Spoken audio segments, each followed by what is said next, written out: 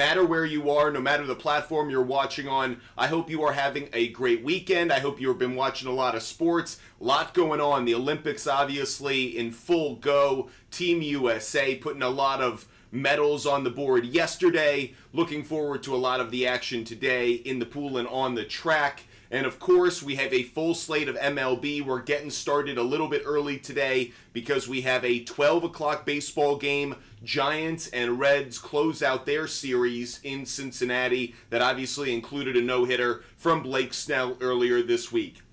Hope you guys are doing well. How are we going to go about our show today on Butt Fumble Sports? We're going to do our research around these baseball games. That's where we're going to focus this morning. If you've come for fantasy football, more than happy to answer fantasy football questions, but we're going to wait until the very end of the show to do some drafts. We will do some fantasy football drafts today. If you are joining us, I will make sure we get to them, but at the very end of the show, the early part of the show, we're going to focus on our research using Outlier, a sports betting research app that allows us to look through data incredibly quickly. If you want a free 7-day trial for that, DM me on Instagram. We're also going to use killersports.com, which is a free website. You guys can use it right along with me if you want to look up trends. But if you're watching on YouTube, Twitch, or Kick, you can watch my screen and learn a little bit about how to use that website to be really effective in doing your own sports betting research every single day.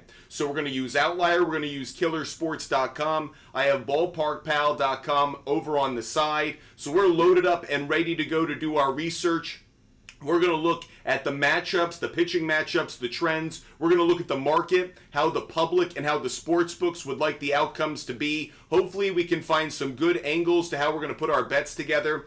I will place bets based on the trends that we look at. If you want to see every bet that I make today, DM me on Instagram. Butt Fumble Sports, DM me on Instagram. I give away my picks for free. I know there are a lot of people on social media who do sports betting research or obviously give away picks, but they're charging for them. I never do that.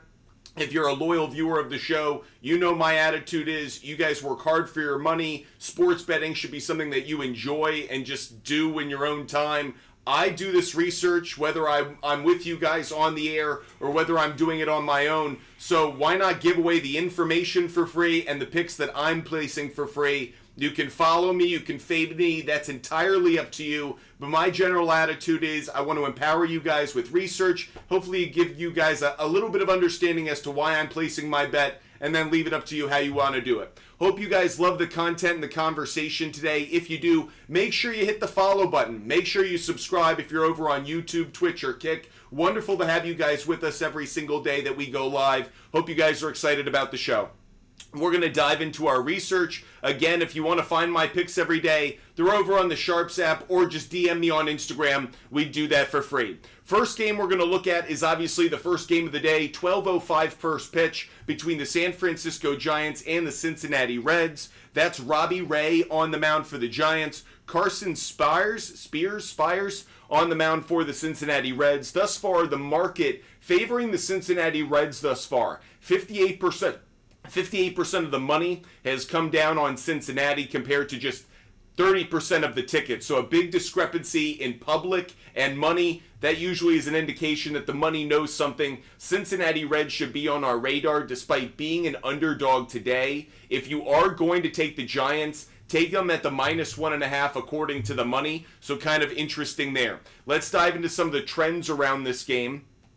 Again, we use killersports.com to look at our trends every single day. And the way killersports.com works is they have some kind of relationship or pull data from baseballreference.com. So it allows us to comb through those stats very, very quickly. But you need to know how to build the algorithm. Think of it like a giant spreadsheet. And obviously you need to build the algorithm that creates the results that you want. Sometimes we go down a rabbit hole, forgive me. I get kind of interested in how certain trends are or certain events have occurred, certain variables. But sometimes we go down a rabbit hole that is totally random and doesn't necessarily deliver the kind of outcome that we want. So forgive me if I do go on some tangents. We're going to start by looking at the Giants, though. Let's just look at them and how they've performed in day games so far this year while on the road. Kind of a simple first test of them. they've been a lesser team than I would have expected. 8-13 is their record straight up. 9-12 on the run line.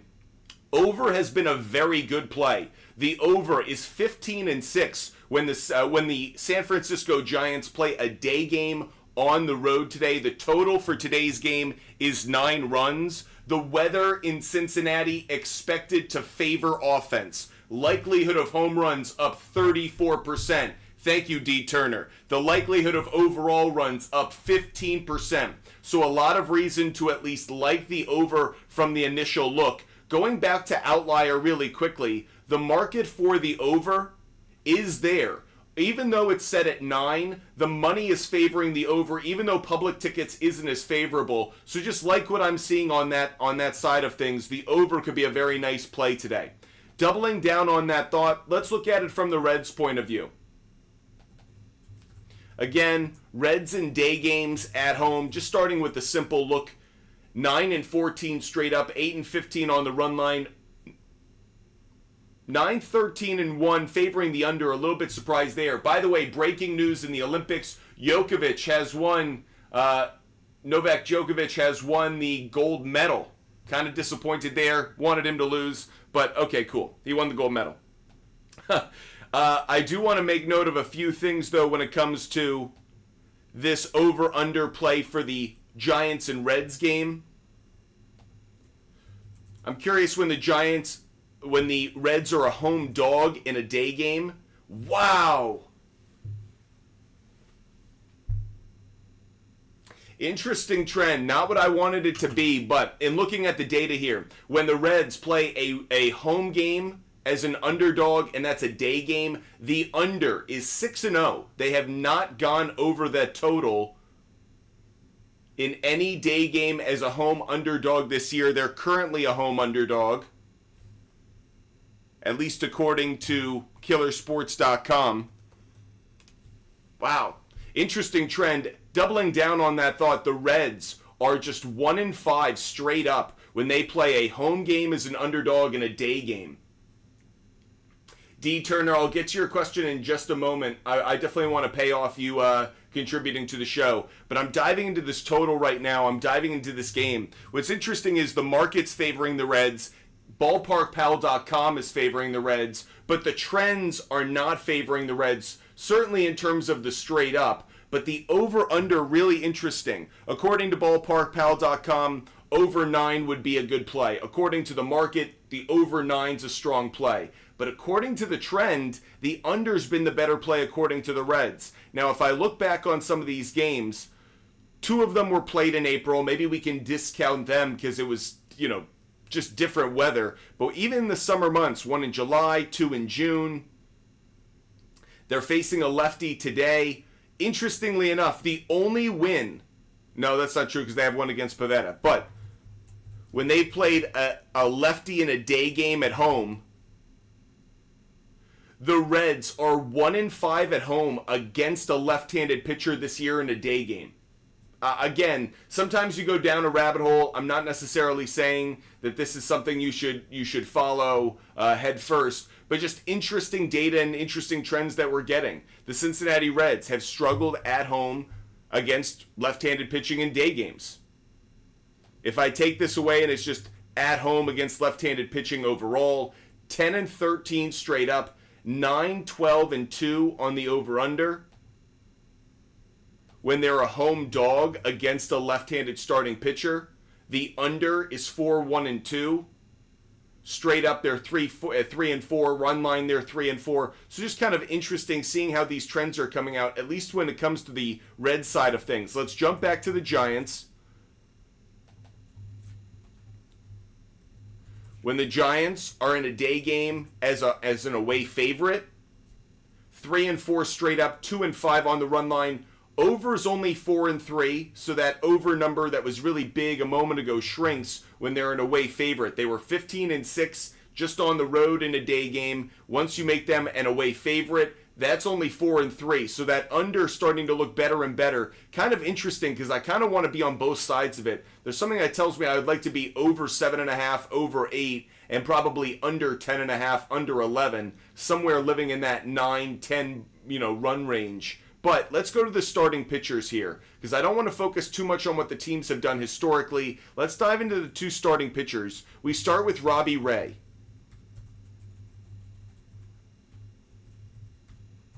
Now, as mentioned, the Rays have struggled at home against left-handed starting pitchers. Robbie Ray, this is only his fourth start this year, so not too much we can take necessarily from seeing him on the mound in previous starts. But let's just look historically when he's played against the Cincinnati Reds. Maybe there's something there. When Robbie Ray's faced the Reds, 2-3 straight up, 2-3 on the run line. The over's been 3-2. When he's played in Cincinnati against the Reds, the over is 3-1, but those games date back to 2016, 2017, 2018, and 2019. So no real recent data that we can take from that. A much different Cincinnati Reds lineup. Let's switch it around now, and let's take a look at the starting pitcher for the Cincinnati Reds. How has he performed so far this season?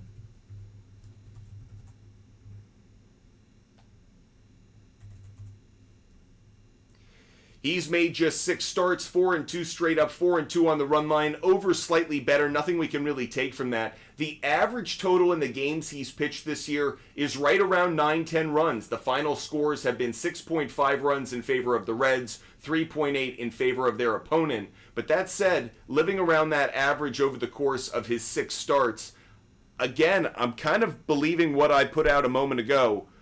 Let's go to the player prop bets. Let's see if these lineups kind of back that thought. I'm thinking over 7.5, over 8 runs, but under 10.5, maybe under, I'd like to say under 11.5, under 12, but it's probably more likely under 10.5 or under 11. But let's take a look at it. We're going to look at it from just a hits point of view in terms of player prop bets, just to make this simple as we kind of break down the data. Giants, Reds, any historical matchups?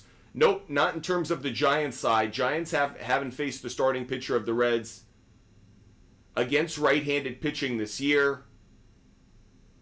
The only hitter they have hitting above 300 only has a handful of at-bats. The highest hitter they have against right-handed pitching in terms of a batting average is Fitzgerald, who's been absolutely on fire. He's hitting .292 in just 65 at-bats, but those 6 home runs and 10 RBIs. He's been a very solid play of late, obviously. Less so in this series, but prior to that, he had been on a phenomenal stretch. Maybe he's starting to finally cool, but hit in 16 of his last 20 games overall against a right-handed pitcher. 11 of his last 20, but over his last 10, 7 of his last 10, he's hitless in his last 2. So he actually might be a decent play today to go over half a hit. That's Tyler Fitzgerald, over half a hit. Might be someone you want to check out. Against Robbie Ray, any history? Ty France, phenomenal history against Robbie Ray. 13 career at-bats, 538 average, 2 home runs, 5 RBIs. Other than that, not a lot of history.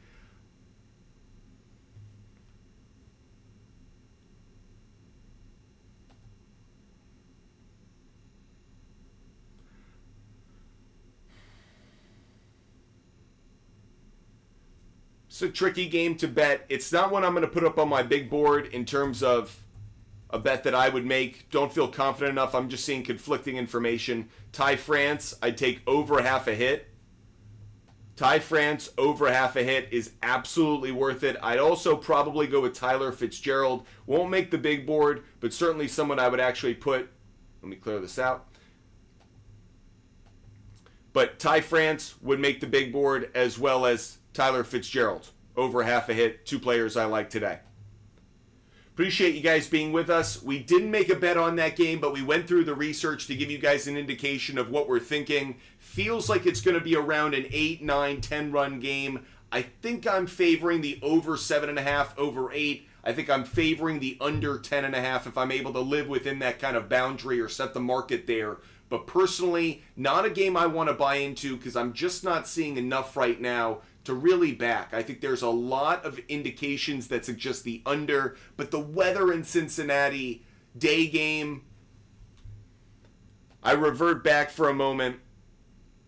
In day games so far this year, the Giants actually have the second best over record in day games so far this season. They're only behind the Orioles. They're 27-14-1 on the over in day games, a 65.9% hit rate on the over. Additionally, if I take that on the road, the Giants have the best over record in Major League Baseball on the road in a day game. 15-6. It's hit 71% of the time.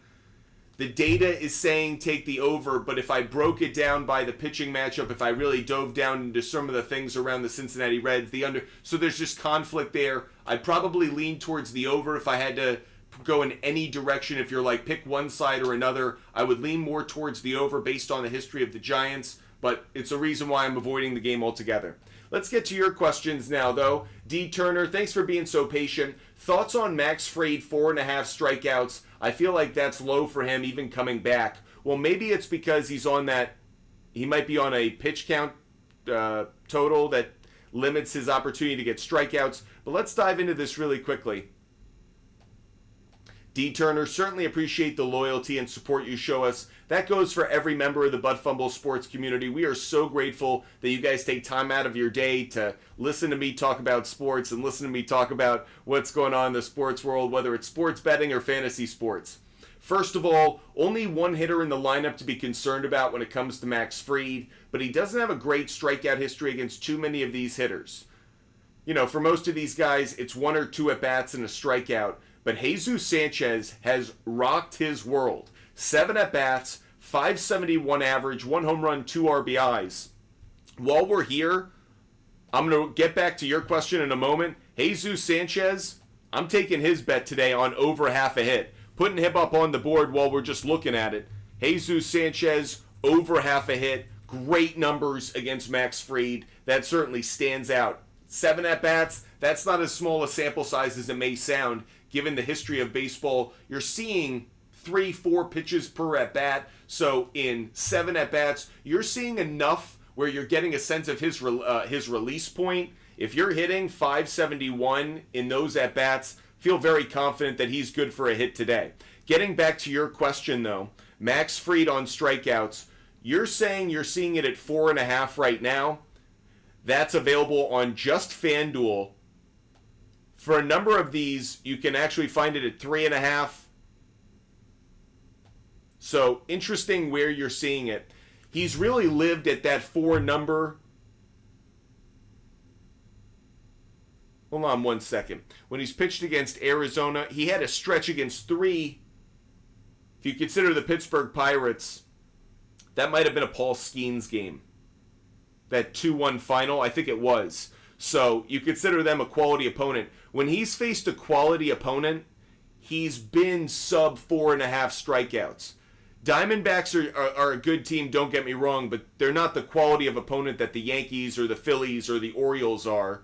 Red Sox, Nationals, Cubs, these are games that he went over his total. In home games, it is very much defined by, are they a playoff team or are they not? Funny enough, if they are currently a playoff team or in the playoff hunt, those are games in which he went under that total. He's facing the Miami Marlins, a sub-500 team, a team that I would expect to get a number of strikeouts. I'm going to jump over really quick to Fangraphs, D. Turner, because I always like to check out Fangraphs. Good source of data. Just to kind of step back for a moment, against left-handed pitching, regardless of location so far this year. How have the Miami Marlins been in terms of strikeouts? 8th most strikeouts in baseball against left-handed pitching when they've been on the road. Just double checking. Max Fried, yep. When they've been on the road so far this year, Miami Marlins, 5th most strikeouts this year. D. Turner, I think you've got a great bet on your hands. I would take Max Fried over 4.5 based on what we're seeing on Fangraphs, based on the historical data around Max Fried, what he's done against winning teams versus non-winning teams, especially at home.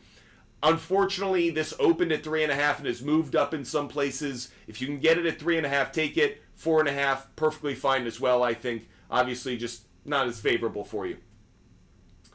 Kendon, best pick in a 10-man PPR league. Personally, I'm really big on Bijan Robinson, depending on where you sit within the draft. Tyreek Hill, doesn't it feel like there's regression, like he is due for regression? He's also in a division that has a number of really good secondaries, so I'm cautious there.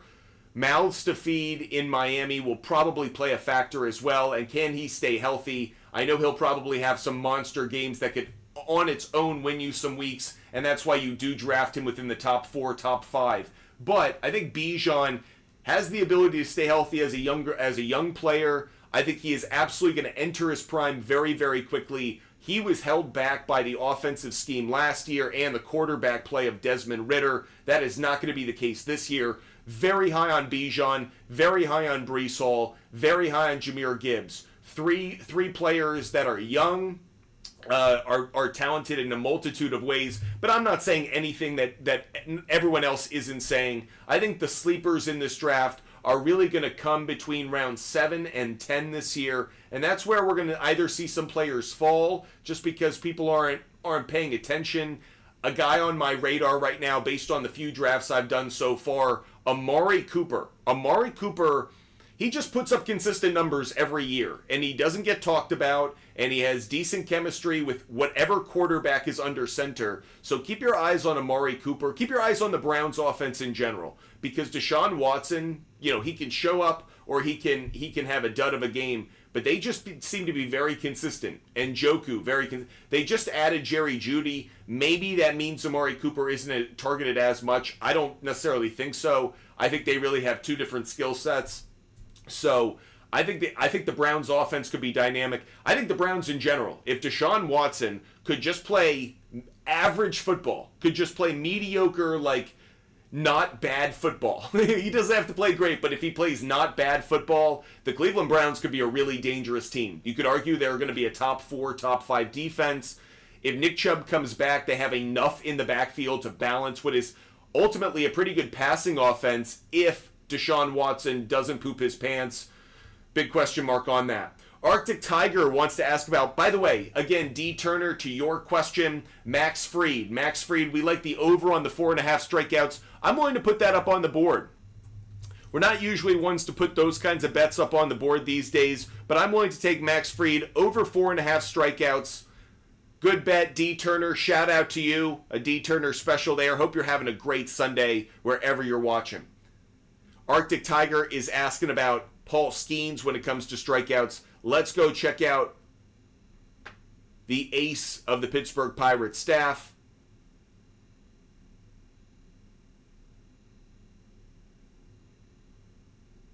There we go. Diamondbacks, Pirates. Right now the total set at 7.5. This has been a phenomenal overplay. He's hit this in 8 of his last 10 games. Only missed it once at home over that last 10-game span. In home games so far this year, though, he's hit it in 3 straight home games, 4 of his last 5 home games.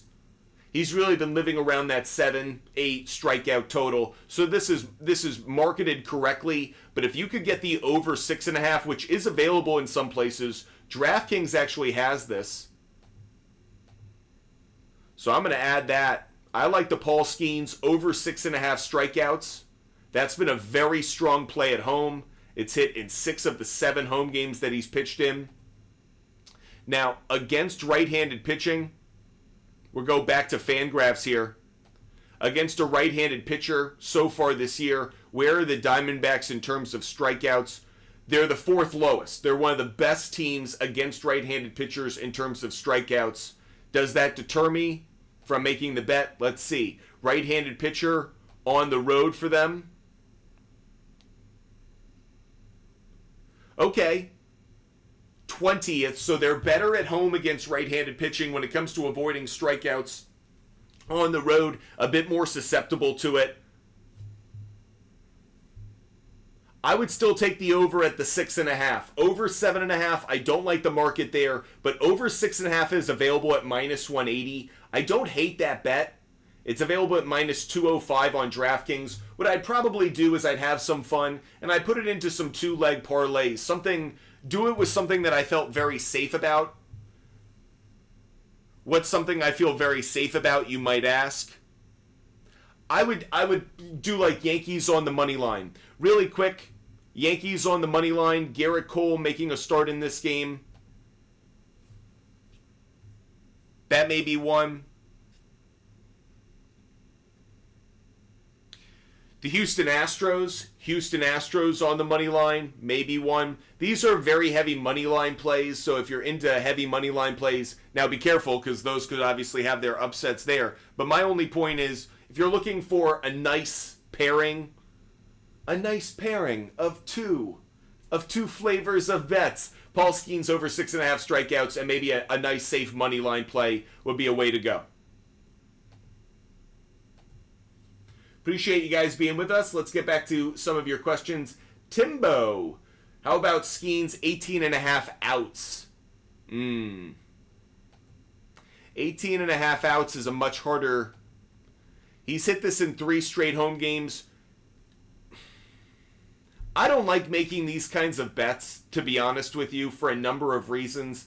I would say avoid it. I'm just not someone who likes to make these kinds of bets. So I'm not going to necessarily back it one way or another. It's just, it's not an area of research that I've done, that I really have studied. So that, yeah, I feel like there's so many question marks there. The history, there's no history with this lineup, so you don't know how he's going to perform against certain batters. If he gets into some deep counts, you know, I'm sorry, I'm going to be chicken on this one, and I'm going to avoid it. He's been living right at that 18 and a half mark, so sorry, not one that I would necessarily go betting. 10 speed P. Yariel Rodriguez over 2.5 earned runs or 2 walks. You just want to bet against him as much as you can. Yariel Rodriguez, Blue Jays. Let's check out, first things first. He has a great strikeout history, but not on the road. Kind of interesting there. Once you cut it to road, he doesn't have the strikeout numbers on the road. But really quick, let's start. No history against the Yankees. Yankees obviously have Soto and Judge hitting above 300, 2 of the best hitters against right-handed pitching in Major League Baseball, not just in the American League. They combine for 53 home runs this year against right-handed pitching. By the way, in case you are curious, Yankees against right-handed pitching so far this year have the 4th best batting average in baseball, 257 batting average against right-handed pitching, at home against right-handed pitching. That they actually drop. They're 8th. So kind of interesting there. They're hitting 254 at home against right-handed pitching. So better on the road. Just an interesting note. You were asking about the 2.5 earned runs. He's only gone over this total in 3 games, but 3 of 6 road games. The weather in New York, kind of cloudy now. Decent chance of rain, but also a very good chance of home runs. Wind blowing out to left center, according to ballparkpal.com. Likelihood of home runs up 24% based on the weather report. So a really good chance of seeing the ball fly at Yankee Stadium today, at least according to ballparkpal.com's weather report. Now, Yariel Rodriguez, Garrett Cole, the matchup. I'm actually going to go in a different direction on this really quick. I'm kind of curious to know, how have the Yankees done in terms of providing Garrett Cole with run support? When Garrett Cole has pitched at home so far this year, Yankees are just 2-2 straight up, 2-2 on the run line. Yankees have averaged 7 runs at home when Garrett Cole's been on the mound so far this year. And by the way, the majority of those runs have come within the first 5 innings. They're averaging around a run in the first inning, averaging around 2 runs in the third, averaging around 2 runs in the 5th. By the way, that makes sense. That's usually when the lineup is turning over and Aaron Judge and Juan Soto are in the middle of that. But it's just an indication of how the Yankees have provided run support for their pitcher. When Garrett Cole's been on the mound, regardless of location, Yankees are averaging right around 7 runs so far this year. I think Yariel Rodriguez goes over the 2.5 earned runs. I would take that. Again, looking at the Yankees at home, When it comes to runs against right-handed pitchers at home, they're tied for 7th with the Red Sox and the Dodgers with 201 runs at home against a right-handed starting pitcher. So just kind of interesting to note there. Is this a bet that I'd necessarily make myself? No, but definitely one that's interesting. You asked about walks. His walk total set at 2.5. He's hit this in 3 of his last 4 games, and the only reason that actually this is really interesting to me is you think Aaron Judge is going to provide at least 1 walk in his first 2 at-bats. Unless they're going to be foolish and try to pitch to this guy again, you got to walk Aaron Judge. So I think there's a decent chance he could hit this 3 total. I think I like the over 2.5 earned runs more. But if you can get 10 speed, if you can get 2+ walks, I'd absolutely take that because you think Aaron Judge is going to be half of that. Can you just get to the second one? Speaking of which, let's actually jump to that bet. Aaron Judge, over half a walk. That's just a solid bet. It's a -185 bet. Maybe that's what you want to pair with Paul Skeens over 6.5 strikeouts. He has been walked in 8 of his last 10 games against a right-handed starting pitcher at home. 5 of his last 6 games against a right-handed starting pitcher, he's gotten a walk. Against the Blue Jays so far this year, not as many walks as you might think overall, actually, but he's been walked in 3 of his last 4 games. So earlier in the year, they were willing to fool around with Judge, and then they found out that was a mistake. He's been walked 3 times so far in this series. He's going to be walked again. You can put it on the board. I'm taking Aaron Judge over half a walk.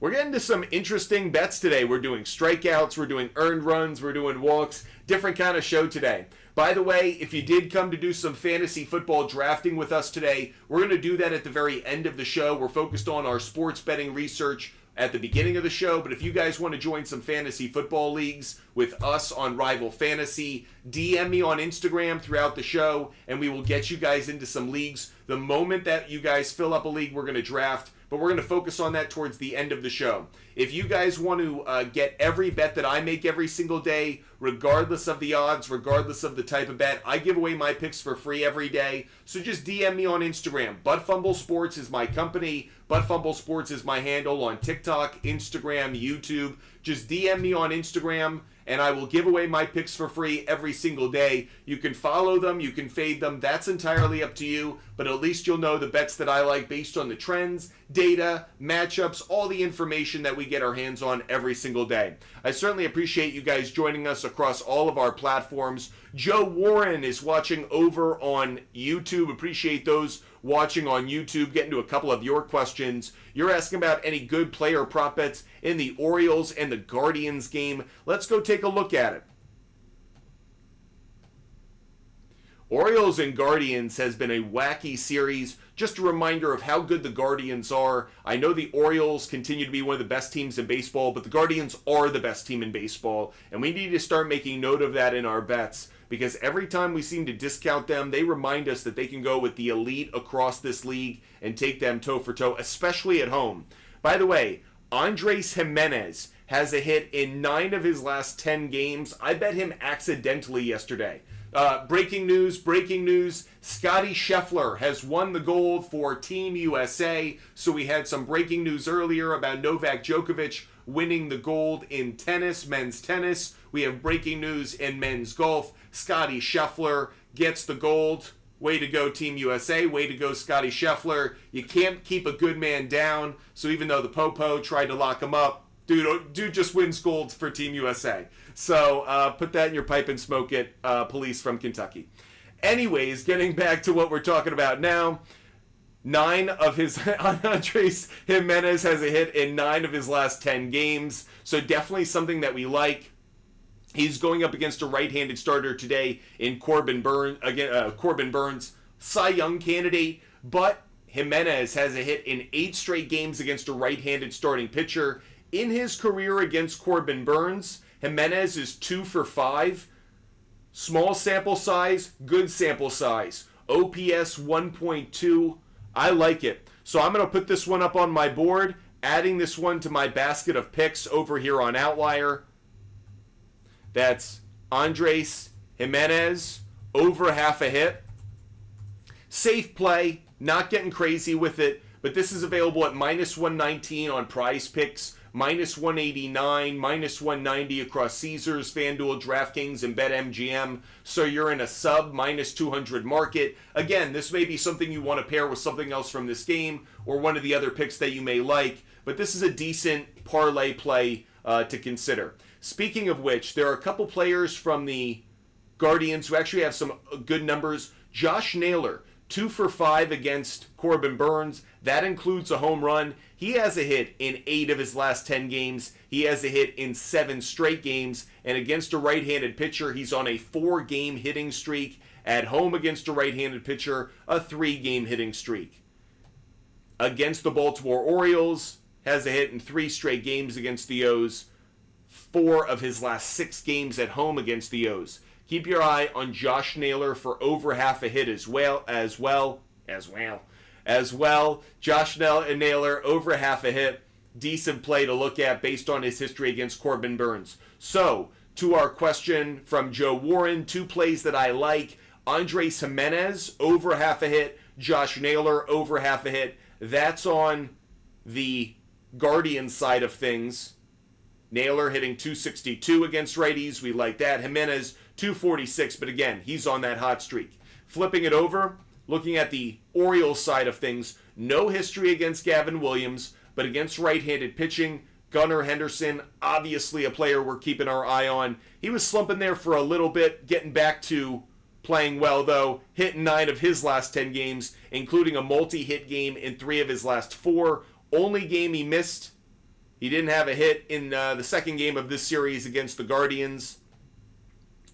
Has a hit, though, in 8 of his last 9 games against right-handed pitching. Gunnar Henderson, over half a hit. I'd take this one as well. The fact that you can get it at over half a hit is a great thing.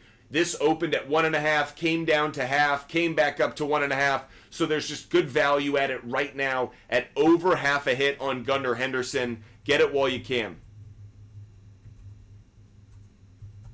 And again, maybe just something you want to parlay. One other bet that I would always consider with Gunnar Henderson, by the way, if you're like Butt Fumble Sports, minus 240, minus 260, that's not good value. Look for over half a run. Over half a run with him is always something to consider. He has a run in 5 of his last 10 games, but it's really 5 of his last 8 games. Again, he had that slump there for a moment. He has a run in 4 of his last 6 games overall on the road. Actually struggling a bit to score runs on the road. That includes that series against Miami where he was struggling. Hasn't scored a run against the Guardians. Maybe it's because he's moved out of that spot in the lineup. Maybe it's considered RBIs. RBIs has gone up of late. RBI in 3 of his last 4 games. So maybe it's shifting. But with that said, over 1.5 hits, runs, RBIs is a good play. So again, if you're looking for value, maybe it's not on a run, maybe it's not on an RBI, maybe it's not on a hit, maybe it's on over 1.5 hits, runs, RBIs to just balance out the risk, because the chance that he's going to be in the middle of this Baltimore Orioles lineup is a pretty good one. Appreciate you guys being with us. Someone's asking about Juan Soto walks. Let's take a quick look at that one. Hadn't thought about looking at that. He has been drawing a ton of walks, not just recently, but so far this season. Juan Soto, by the way, over half a hit, very strong play. He has a hit in 5 straight games, 6 of his last 7. At home, he has a hit in 8 of his last 9 games at home. Let's put this one up on the board as well. I don't just think Aaron Judge over half a walk's a good play. I also like Juan Soto over half a hit. That's another one that we like that's up on the board. But the question that we were just given is about over half a walk. He has a walk in 8 of his last 10 games. Thank you for bringing our attention to this. This has been a very strong bet. He actually didn't get a walk last game. Maybe a good sign. The last time he went back-to-back games without a walk was July 22nd and 21st. Interesting. He doesn't walk at home as much as he walks on the road. I think because he wants his hacks in front of that short porch and right. But at home against right-handed pitchers, he actually has only had 1 walk in his last 5 games. So I'm going to avoid this one.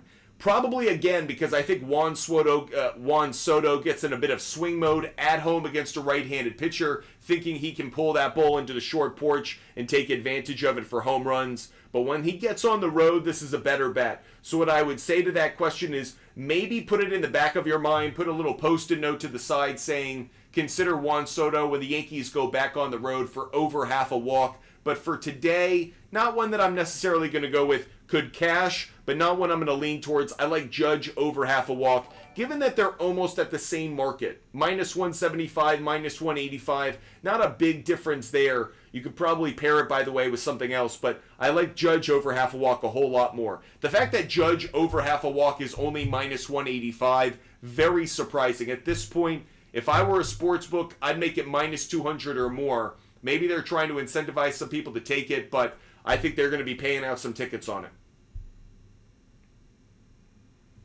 Leo, I do like Yankees on the run line, but let's dive into that game a little bit more just to make sure we're seeing things the right way. First things first, kind of an interesting note. When the Blue Jays play a day game on the road, they actually have the second most overs in baseball this year, only behind the Giants. The over is 16, 8, and 2 when the Blue Jays play a day game on the road. When they play a day game on the road as an underdog this year, like they're doing today, the over is 10, 4, and 2. The over is 10, 4, and 2. That's tied for the third, fourth most overs. They have a lot of overs under that scenario. So just kind of interesting by that.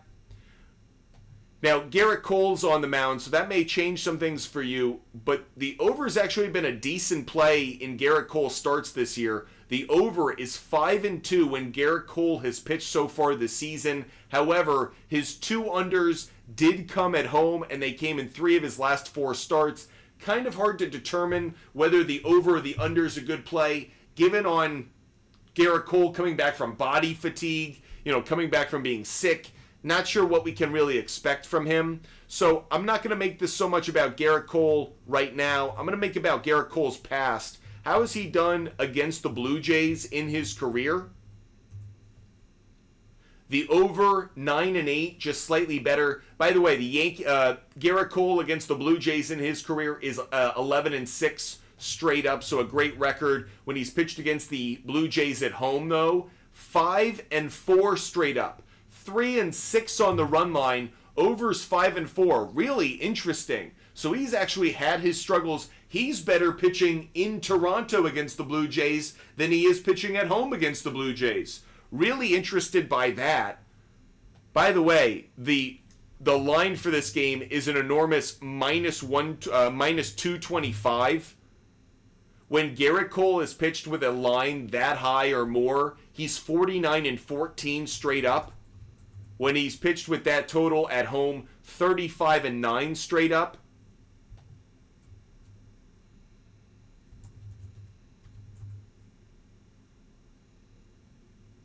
It's interesting.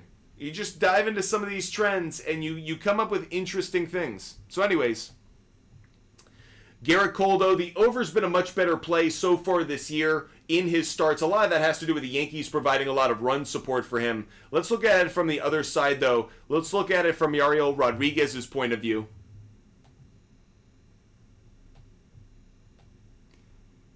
Now, he hasn't made any starts against the Yankees in his career, so nothing we can obviously take from any historical data against the lineup. But so far this season, over has hit in 4 straight starts he's pitched. His last 4 starts, the over has hit.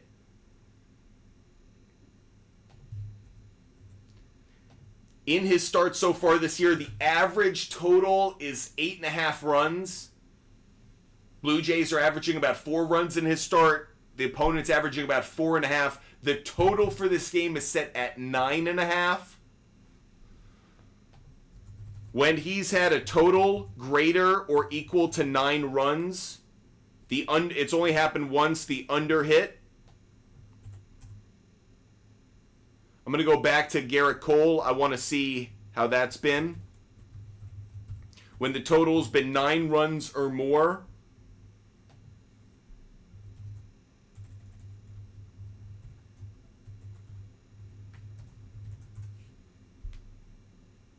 It's only happened once so far this season for him, and the under hit. So this total is very, very high.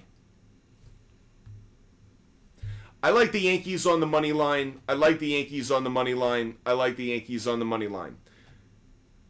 Yariel Rodriguez as an away dog in his career.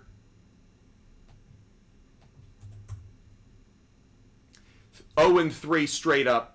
1-2 on the run line. The over's 2-0. I'm taking the Yankees on the money line. That is the bet I'm putting up on the board. I trust Garrett Cole to pitch well enough. I trust the Yankees offense to play well enough to get the win. The question is, do I like the over? I lean towards the over. I think this gets to 10 runs, but I don't want to live with that. I'd rather shift it down, buy it at 8.5, and live on the over 8.5 side of things. That's where I think the real value is on taking the over. But based on the weather for this game, should favor offense. There's reason to favor offense. You just don't know what kind of Garrett Cole you're getting. So that's the big question I have. Carter Newman, we will be doing some drafts. We're just going to do some baseball betting research a little bit longer, but we will be doing drafts towards the end of the show. Leo, there is no value on Yankees on the money line. I totally agree with you. I'm more telling you what I think would happen. Let's put it this way. The fact that I'm having issue determining a clear side in terms of the total means you should probably avoid it. One big note, there are a couple hitters who hit Garrett Cole incredibly well. Kirk, 364 average in 22 at-bats, including a home run. Buy it. One thing I've noticed about Garrett Cole, and we've noticed this when it's come to Vlad Guerrero Jr., who hits him well, Rafi Devers, who hits him well, there are certain hitters who hit him well, and they continue to. The trends seem to really follow. There are players that he dominates. There are players that kind of, maybe they scratch out a hit every now and then, but when he struggles against somebody, they own him. They just do. Like Ramon Urias of the Baltimore Orioles, for whatever reason, Garrett Cole cannot beat him. They see him well, they get a hold of his fastball, whatever it is. So if you do see someone who's got great numbers against Garrett Cole, buy that player. Alejandro Kirk, over half a hit. Big on that one. Love it. Additionally, Vlad Guerrero Jr. is scorching hot. Scorching hot. There is not a hotter hitter in baseball right now. He has a hit in 10 of his last 10 games. He has a hit in 18 of his last 20 games. He has a 16-game hitting streak right now. And against the New York Yankees, he has an 8-game hitting streak. That includes 7 multi-hit games. This guy is absolutely on fire. Take over 1.5 total bases and take over 1.5 hits, runs, RBIs. Buy Vlad Guerrero Jr. So Vlad Guerrero Jr., I'd go over half a hit.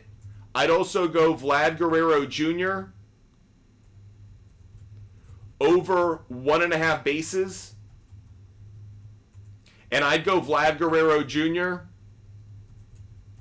over 1.5 hits, plus runs, plus RBIs. I am so big on him. He hits Garrett Cole well. He hits the Yankees well. He hits well at Yankee Stadium, and he's on fire. When you have that many trends all pointing in the same direction, you double down on that, and I'm willing to do that, given the sports books are respecting Garrett Cole's reputation enough to at least make these bets available at decent prices. Vlad Guerrero Jr. over 1.5 hits, runs, RBIs is minus 225, is minus 125. That's not bad given how he's been hitting and given his history against the Yankees. It really should be more closer to minus 150, minus 145 at the lowest. But the fact that you can get this, yeah, like DraftKings has it at minus 140. Thank you. FanDuel has it at minus 170, minus 180. But BetMGM has it at minus 125. So if you can, get it at that better market. At the total bases, that's plus money with Bet365.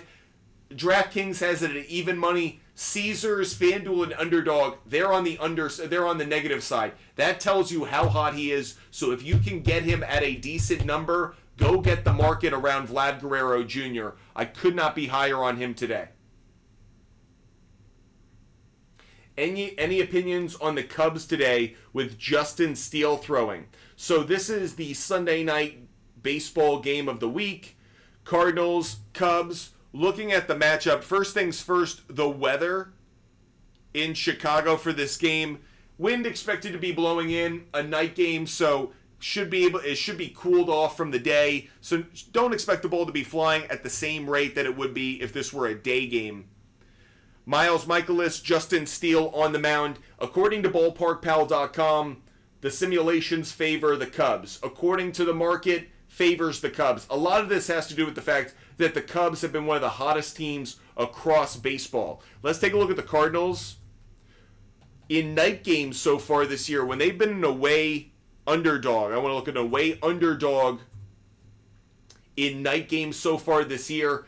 Losing record, 10-11 straight up. They do have a winning record on the run line at 12-9. Over slightly better at 11-7-3. When that's been the last game of a series, this is a night game. Last game of a series is a road dog. Only happened 2 times this year, small sample size. Last game of a series on the road in a night game, again, small sample size. I'm not taking too much from what comes up. As an away dog in the last game of a series, we have wow. We just hit a trend of trends, everybody. A trend of trends. This is an undefeated trend that is more than 10 games. So, the St. Louis Cardinals, when they are an away dog in the last game of a series so far this year, the under is 10-0-1. Let me repeat that. When the St. Louis Cardinals play the last game of a series this year as an away underdog, the under is 10-0-1. You can put it on the board. Yes, sir. We are taking the under in this game. Cardinals, Cubs, under. Let's go double down. Let's check. The total for this game right now is set at 9 runs. I'm going to take the under 9.5. I'll buy it just slightly up. Under 9.5. Under 9.5 for Cardinals and Cubs.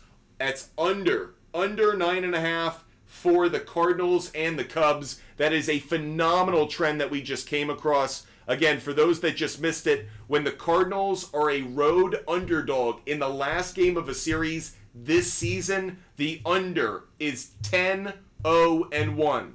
Interesting to note, the Cardinals have been very good at covering in that very scenario that they have tonight. The Cardinals have won 7 straight games as a road underdog in the last game of a series. By the way, Miles Mikolas has pitched in 4 of those starts, and he's won all of them. Lot of reason to believe the Cardinals to cover is a good play tonight. Cubs on the money line, we'll look at in a moment. But as of right now, Miles Mikolas has won 4 straight starts as a road dog in the last game of a series. He's been the stopper. He's been the one that's pitched last game of a series. All of those games have had an over. Those games have come against the Astros. One came against the Cubs, the Nationals, and the Braves. I actually want to look at this scenario specifically just with Miles Mikolas, because he has a great history in this scenario. When Miles Mikolas is a road dog in the last game of a series in his career, he's 11-4 straight up. He's 12-3 on the run line. The under is 11-3-1.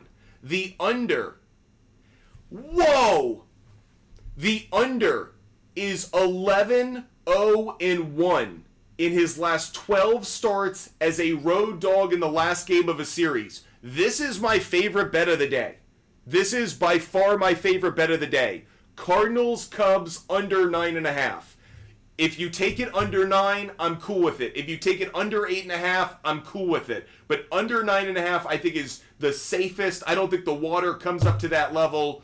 Cardinals, Cubs, under 9.5. There is so much to like about this. And personally, a lot to like about Miles Mikolas under this scenario. Really quick, I just want to see how he's pitched against the Cubs in his career.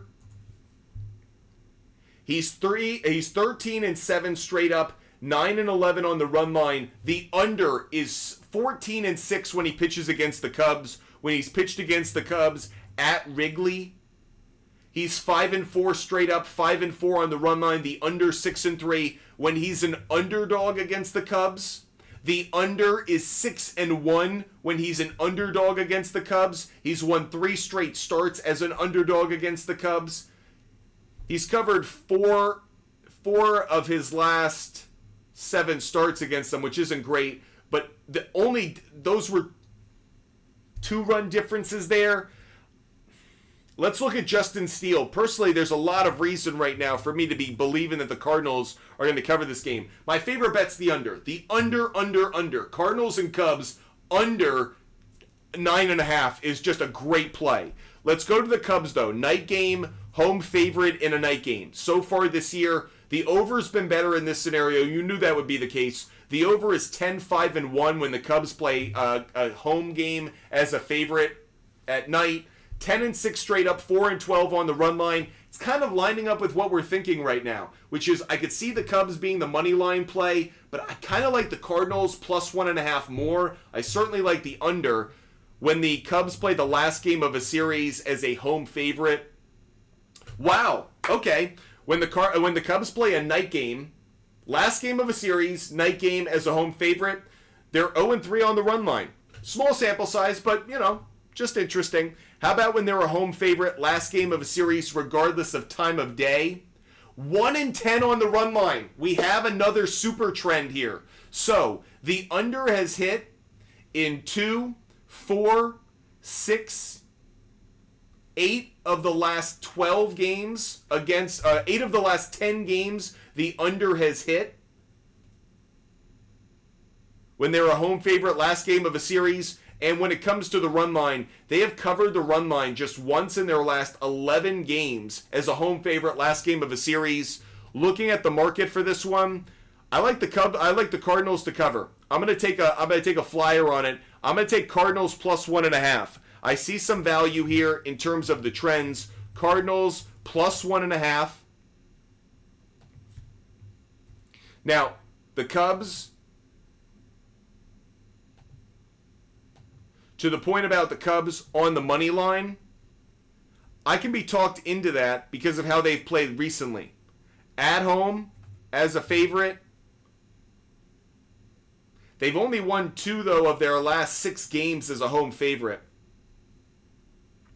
On the run line, when the Cubs are a home favorite this year, they're just 9-29 as a home favorite. 9-29 as a home favorite on the run line this year. I want to look when they're a home favorite and the line is minus 150 or more.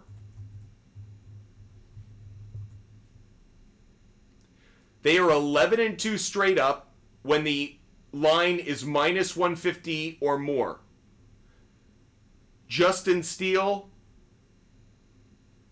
pitched in those wins. Okay, this is where I'm coming out. I'm going to be on all sides of this. I'm Cubs on the money line. I'm Cardinals plus 1.5, but I am under. If there is any bet that I like on the Cardinals and Cubs, under 9.5 is what I like. Under 9.5 is the play for me. Under 9.5. That's what I'd go with. That's my favorite play for that. By the way, Jake, love Vlad Guerrero Jr. He's up on my big board on 3 different bets. I love Vlad Guerrero Jr. over half a hit. I like Vlad Guerrero Jr. over 1.5 bases. I like Vlad Guerrero Jr. over 1.5 hits, runs, RBIs. Anthony, who would you pick first overall? If I'm in a PPR league, I'm taking Christian McCaffrey. I'm still believing in Christian McCaffrey in ways that I feel like I'd get bullied into. I don't like having the first pick overall, actually, in a snake draft, because so often you get bullied in some ways into taking the player that is projected to be the top 1 overall. Do I really think Christian McCaffrey can duplicate what he did last year? No. But if I had the opportunity to draft him and I passed on it, you're almost in a lose-lose situation. You have to take him almost, because if you don't and somehow he delivers, you would kick yourself in the ass so much and you'd be ridiculed so much, it wouldn't be worth it. So if you are outside the first overall pick, I'd probably be happy that Christian McCaffrey comes off the board because I don't expect him to duplicate his performance from last season. But if you're first overall, I still think it's probably Christian McCaffrey. Royals and Orioles on the money line. Let's focus on the Royals first. Royals and Tigers, the market heavily favoring the Royals. Not surprised. Michael Wacha on the mound. Alex Fado on the mound for the Tigers. Let's take a look at this matchup overall. First of all, kind of an interesting note. Day games as an away favorite so far this year. The Royals are 6-1 straight up. 6-1 straight up as an away favorite in day games this year. That is one of the best records across baseball, obviously. It's actually the second best winning percentage in baseball as an away favorite in day games. That's 6-1 straight up. They're 5-2 on the run line. The over-under number doesn't matter, but that 6-1 certainly stands out. Royals on the money line is going to have a lot of value already just based off of that, knowing their history under the scenario. Let's take a look at the Royals, though. As an away favorite,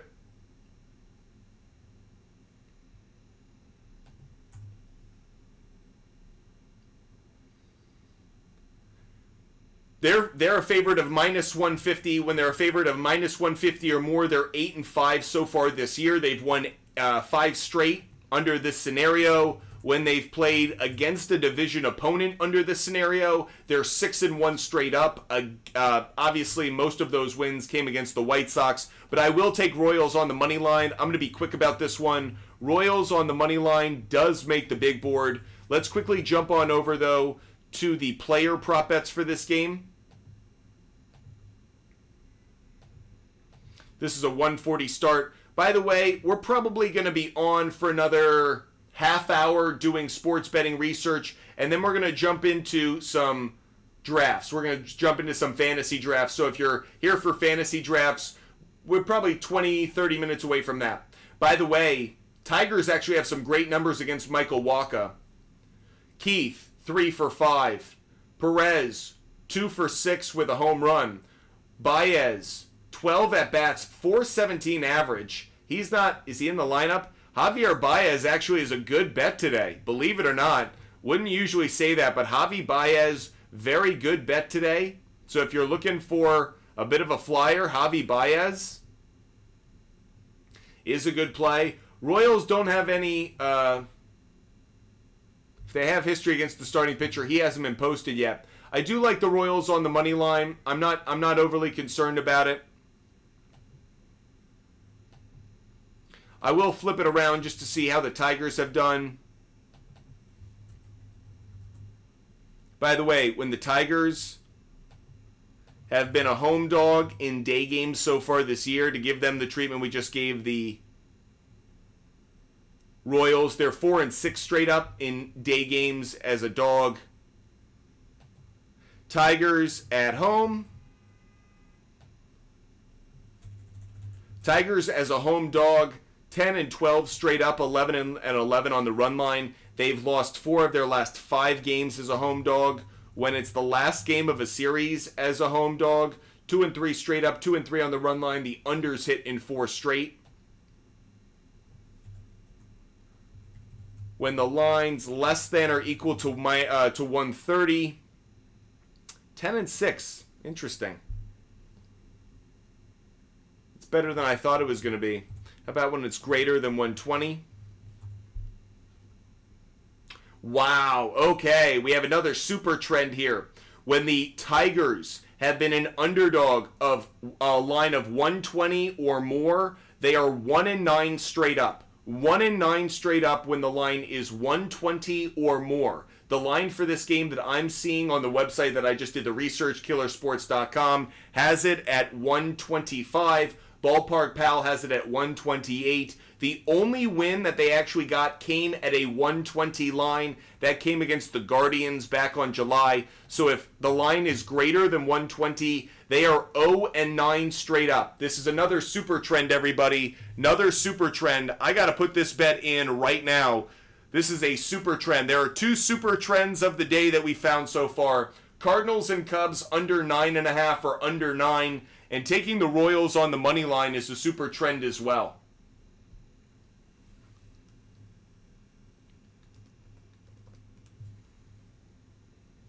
So a lot of reason to like the Kansas City Royals in today's game. Wow. Wow. If you're not having fun, I'm sorry, because I am enjoying our conversation. I'm enjoying the research. This has been fantastic finding some of these trends. By the way, Royals minus 135. Interesting, the Tigers here on DraftKings are plus 114. Now, I'm basing it off of killersports.com and what it's showing me, but I understand there's some line movement in that one. Of course, the White Sox, take your medicine. Maybe you want to bet them. Bet against the White Sox and bet on the Minnesota Twins.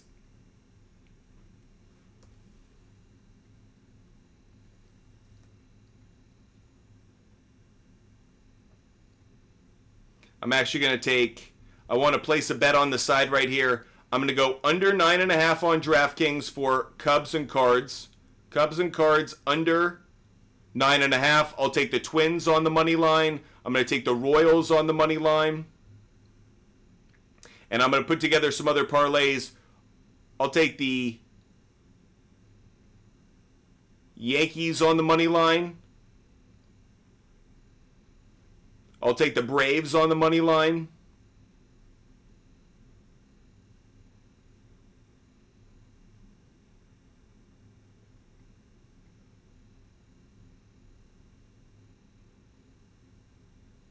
And we'll live right there.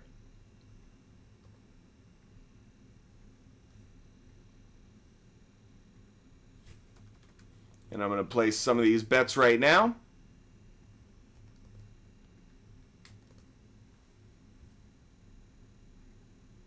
Okay, so we just placed some bets. Hope you guys have been following the show. Royals on the money line, definitely one that we like. Yankees money line, Royals money line, Cardinals and Cubs under 9.5. 3 of my favorite bets of the day.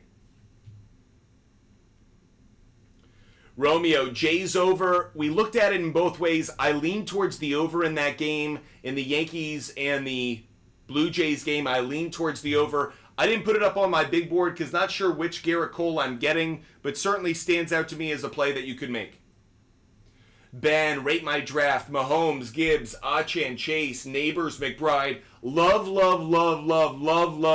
that team, Ben. That is an absolute home run. Mahomes is going to be better this year than he was last year. Gibbs is going to be better this year than he was last year. Achan, if he could stay healthy, he's going to be better this year than he was last year. Chase in a contract year, love it. Neighbors could be a breakout rookie player. I bet you got him at a good value. And McBride, Trey McBride may be the most talented, productive, valuable tight end that nobody's talking about. I'm seeing Sam Laporta go very high in drafts. Obviously, I'm seeing Travis Kelce go high in drafts. But Trey McBride has enormous value. Ben, love your draft. You just crushed it, my man.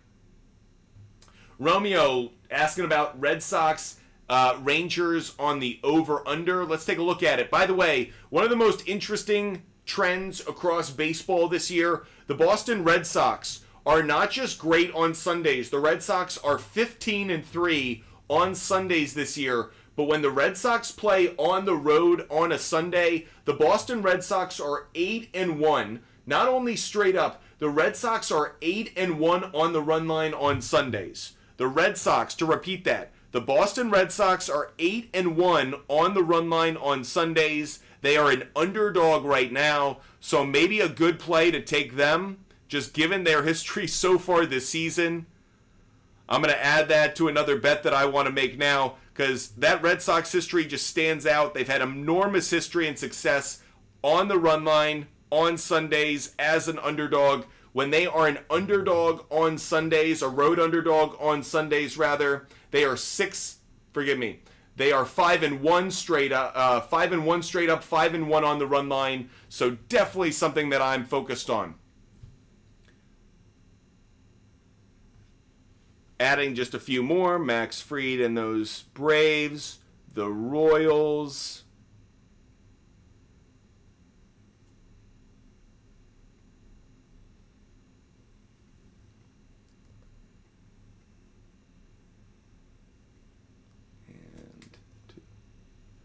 Two.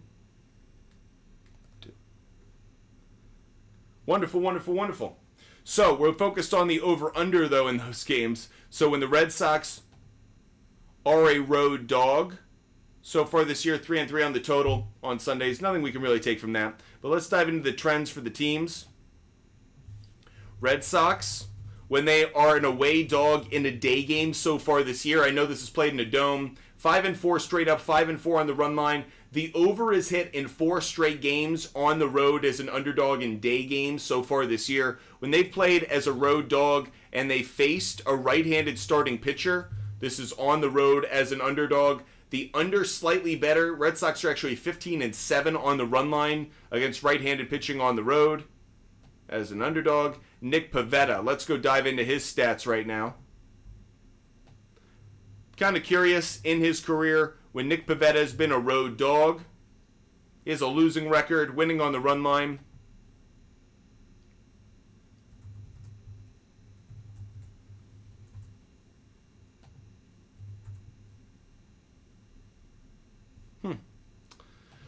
Just going through some interesting trends. Didn't find anything just yet, but just studying. Okay, let's take a look at Nick Pivetta so far this season. When Nick Pivetta has pitched on the road so far this year, 5-4 straight up, 3-6 on the run line, over under 5-4 favoring the under. When he's pitched as a road dog so far this year, 1-3 straight up, 2-2 on the run line. Under's been better at 3-1. Let's take a look at Nathan Eovaldi.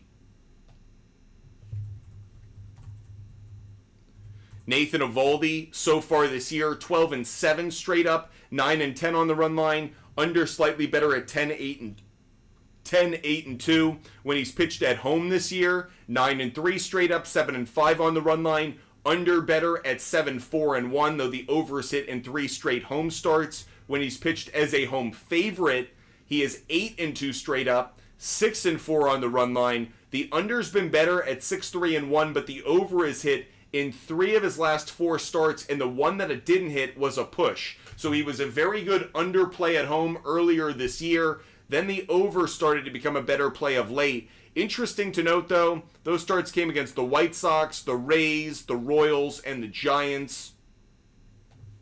When Nathan Eovaldi has pitched against a team with a winning record so far this year, 7-4 straight up, 5-6 on the run line. Under's been slightly better when he's faced that team at home. 4-1 straight up. The under's been a better play. Romeo, I don't feel great about this bet. If I had to go in any direction, I'd probably take the under. I'd probably go under 8.5. I don't love it. I would take probably the under 8.5 though. Under 8.5 for Red Sox and Rangers. Under 8.5. It's kind of where I come out, but I'm not a huge fan of it. Where do I also come out on this one? I'm taking the Red Sox at the plus 1.5. Red Sox plus 1.5 is actually where I come out on this. I think the Red Sox do cover. Let's take a look at the matchup in terms of the player prop bets.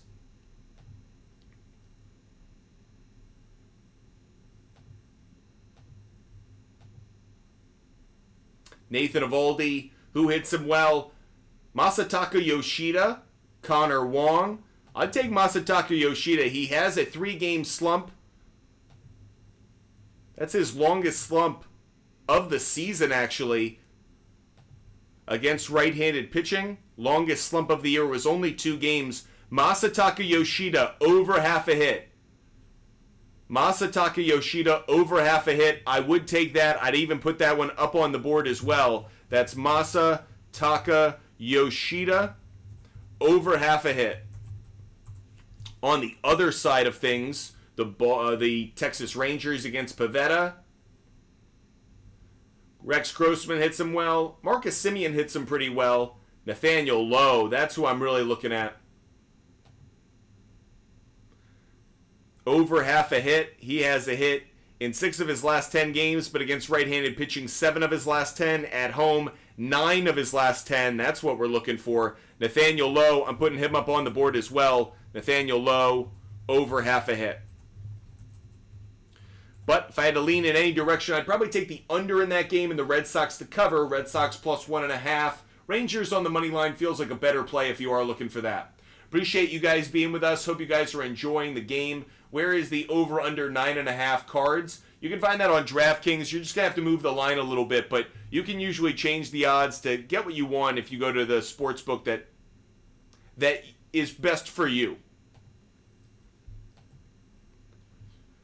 Appreciate you guys being with us. Hope you guys are loving the show. Wonderful to have you guys with us every single day. Make sure you follow. Make sure you subscribe. Make sure you're with us every time we go live.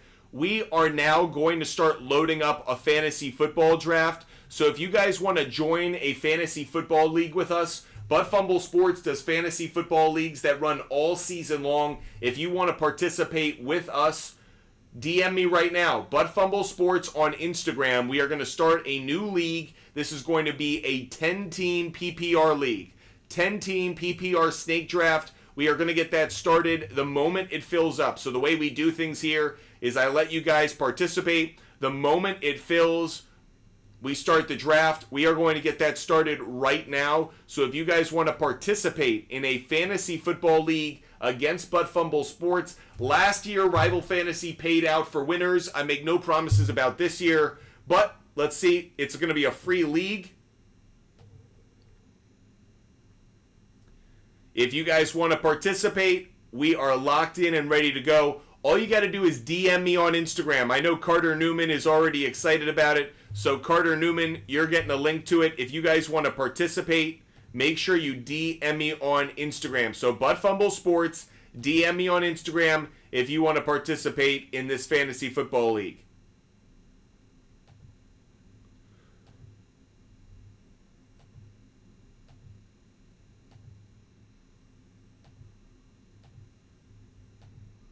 If you want my picks, DM me on Instagram. If you want to join this fantasy league, DM me on Instagram. So if you want to join a fantasy football league that's going to be drafting right now, DM me on Instagram. Bayman, can you recap your picks? Yes, I can. We're taking Yankees on the money line. Yankees on the money line. Royals on the money line. Royals on the money line. Cardinals, Cubs under 9.5. Cardinals, Cubs under 9.5. I also have Cubs on the money line, but I really like Cardinals plus 1.5. I also like the Red Sox plus 1.5. That's where I come down on that. I'd also probably would take the Braves on the money line. Braves on the money line. I would take the Twins on the money line as well. A couple of the hitters that we like today. Ty France over half a hit. Ty France over half a hit. Jesus Sanchez over half a hit. Aaron Judge over half a hit. Juan Soto over half a hit. Alejandro Kirk over half a hit. By the way, Aaron Judge over half a walk as well. Aaron Judge over half a walk. Vlad Guerrero Jr., I like him in every way today. Vlad Guerrero Jr. over half a hit. Vlad Guerrero Jr. over 1.5 bases. Vlad Guerrero Jr. over 1.5 hits, runs, RBIs. I like Max Fried over 4.5 strikeouts. Andres Jimenez over half a hit. Gunnar Henderson over half a hit. Masataka Yoshida over half a hit. Nathaniel Lowe over half a hit. Those are the picks that we like so far. If you guys want to participate in the fantasy football league that we are going to be drafting, DM me on Instagram right now, Butt Fumble Sports. DM me on Instagram to get a link for the fantasy football league that we're going to be drafting. It's going to be a 10-man PPR league. We just do drafts here. You guys can participate. Love having you guys with us. So, if you want to get in on this fantasy football league, DM me on Instagram right now. That's Butt Fumble Sports on Instagram if you want to participate in this fantasy football league. The moment we get it filled, we will draft. As we transition, as we get to about 12:30, I want to transition away. We've been live for about an hour and a half right now, so I want to transition away from sports betting research and transition to fantasy football for those that care about it. Hopefully we can do that over the next few minutes. Again, fantasy football draft. It's going to be a 10-man PPR. If you want to participate, if you know someone who you think would be a fun participant, let them know about it. Share a link, get involved. Love getting engaged with you guys off the air, and fantasy sports is a way to do it. What do you think is the best spot to draft, the best spot in the draft? It really depends how big your league is. If you're in a 12-man league, I think being at the either the number 3, 4 spot is really valuable, being able to take one of the top running backs off the board, or being on the other side of it, being at that like 10 pick, 9, 10 pick, where maybe you can double up on 2 probably quality players. So I mentioned the value of running backs quite a bit. That's where I kind of lean towards, is doubling up on the running back position where I can.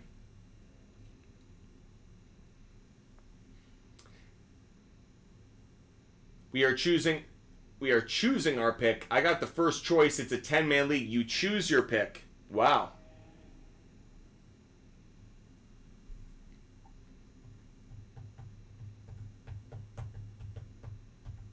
I feel like in a 10-man league, picking 4th or 5th isn't terrible. I almost want Christian McCaffrey, Tyreek Hill, and one of the other running backs, or one of the other wide receivers off the board. Taking Bijan, Jahmyr Gibbs, or Breece Hall at 4, 5, 6 makes a lot of sense. Then you have that great turnaround. So if you're willing to wait and kind of wait until picks 5 or 6, not a terrible spot. Appreciate you guys being with us. If you guys want to join a fantasy football league that we're going to be drafting, DM me on Instagram right now. Buttfumble Sports, DM me on Instagram if you want to participate in this fantasy football league that we're going to be drafting on Rival Fantasy. Again, a 10-man PPR snake draft. Make sure you DM me on Instagram to get involved. These leagues paid out last year thanks to Rival Fantasy. If you want to get involved, DM me on Instagram. That's Buttfumble Sports. DM me on Instagram to get in on the action. Happy to share the link with you guys. Happy to make sure that you guys are a part of this fantasy football draft that we're going to do the moment we fill it up. Brett, 11 in a 14-man league, thinking Saquon, GW in the first turn around, and maybe grabbing King Henry in the second. Brett, it makes a lot of sense. I'm not as big on King Henry as maybe some other folks are. I understand he could be very productive in that offense, but I am a little bit worried about some wear and tear on him just because of just the demands of the position over the last few years. I know he trains like an absolute beast, but can he withstand it? And also, are they going to operate with him in the offense the way the Titans did? I'm not quite sure. I do like the Saquon pick, and obviously Garrett Wilson. If Aaron Rodgers can stay healthy, Garrett Wilson could be a top 7, 6 wide receiver this year. You heard. I can pick where I want to draft. Where do you think I should draft? Again, I think it depends on the team. 12-man PPR snake draft. For that, I still think probably drafting around... You know what? The earlier the better for you. I lean towards picks. Probably pick 4 or 5. I don't want to be in the first 3 picks. Again, that's a long way to wait. If you're willing to wait at pick 5, maybe even 6... But again, I want to get a top running back. So you're guaranteed a top running back if you're a pick 4, 5, or 6. So you heard, I'd probably be there. You're waiting a little bit on that turnaround, but I don't necessarily want to take it at 8 for a 12-man. Maybe for a 10-man, but for a 12-man, it's still a long way to wait. So I'm actually willing to wait the extra couple of picks to secure a top RB1 in that first round. Would you take Waddle over Olave, Debo, or Ayuk? I personally wouldn't right now. I think Olave being a wide receiver 1, I probably would take Waddle maybe over Debo or Ayuk just because there are some question marks there. I'm hearing a lot of rumors that Ayuk's going to be traded, Patriots, Steelers, a couple other teams that are in the mix, the Commanders. So maybe you want to wait a couple of weeks, but personally, I think Olave is the one I like the most out of that group. Sports Media 24/7, trade first overall for 5th overall and 4th rounder, 100% yes. Sports Media 24/7, that's a 100% no-brainer, absolutely yes, yes, yes, yes, yes, yes, yes. If you guys want to get in on this draft, DM me on Instagram. We have another member hitting us up. Nitavius, thanks for hitting me up. Just sent you a link for the draft. If you want to participate in this fantasy football league with us, it's a PPR 10-team snake draft. DM me on Instagram right now. Happy to get you involved. Joel Angelo, if you want to get involved, DM me on Instagram. That's Buttfumble Sports on Instagram. We'll only do one league if there's only demand for one, but we are going to do one this morning. So if you want to get in on this 10-man PPR Snake Draft League, DM me right now. Happy to have you guys join us. Obviously, these are real leagues. We're going to play them all season long so you can compete against me. But, of course, it's a good way of just studying how people are drafting. The outcomes obviously tell me a lot as I do my research. Nothing better than live ammunition. When you do mock drafts, people do things differently. They behave one way in the first few rounds, then they go auto draft. But these are real leagues. We'll be competing all season long. Last year, Rival Fantasy actually rewarded people. They had payouts for winners. So if you want to get in on Rival Fantasy, DM me right now to get in on this league. That's Butt Fumble Sports. DM me on Instagram. Hope you guys are having a wonderful day. Just a reminder of some of the picks we have up on our big board for those that are betting. Those are already up on the screen. 5-Star Charlie, thanks for sharing the channel. Appreciate you being with us. Appreciate you showing us some love. Hope everybody is enjoying the content and the conversation. If you guys have fantasy questions, feel free to fire away. Again, we are doing a live snake PPR draft for a 10-man league. If you want to participate, DM me right now on Instagram, Butt Fumble Sports. Yes, I kind of have a double motive for this. I am trying to put in some of my player prop bets right now as well.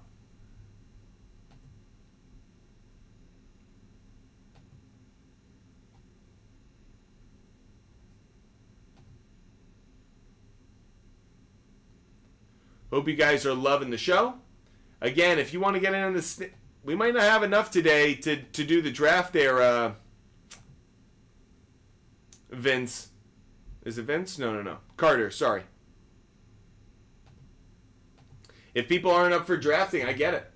Is this MLB...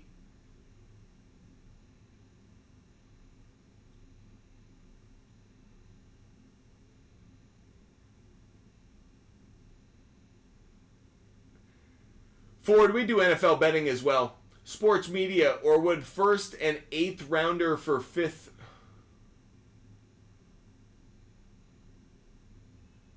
Yes, sports media. That would be better. 5th overall and a 3rd rounder. I'd rather do that. I'd rather give up the 1st overall and the 8th rounder for the 5th overall and the 3rd rounder. I would rather do that, sports media. Correct. We have 7 spots remaining for this 10-man PPR snake draft that we're going to be doing the moment it fills up. So if you guys want to participate, Chris wants to get in on the action. So Chris, there's the link to the draft. Get yourself a spot. You just got to sign up on Rival Fantasy and just join the league. Should be super simple. Don't buy his shit, y'all. His pits don't hit. Okay. You can follow them, you can fade them. I am not a sports betting expert. I will say that. So I follow the trends and data that we look at every day. Sometimes they hit, sometimes they don't. I will certainly not make myself out to be a sports betting expert. Do I do boxing? I don't do boxing. I do baseball more than I do boxing.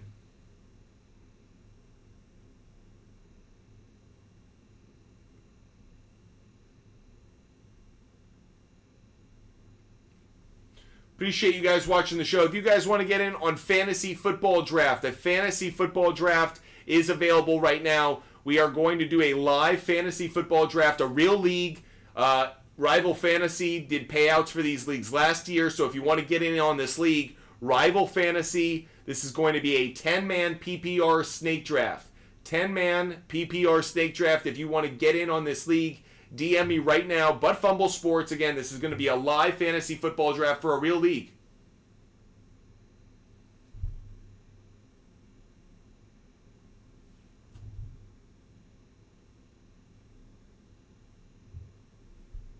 By the way, straight 8, I would love to know what some of your picks are. By the way, I'm not going to act like I'm the only person who does research. Straight 8, let us know what some of your favorite plays of the day are. Would love to hear from you.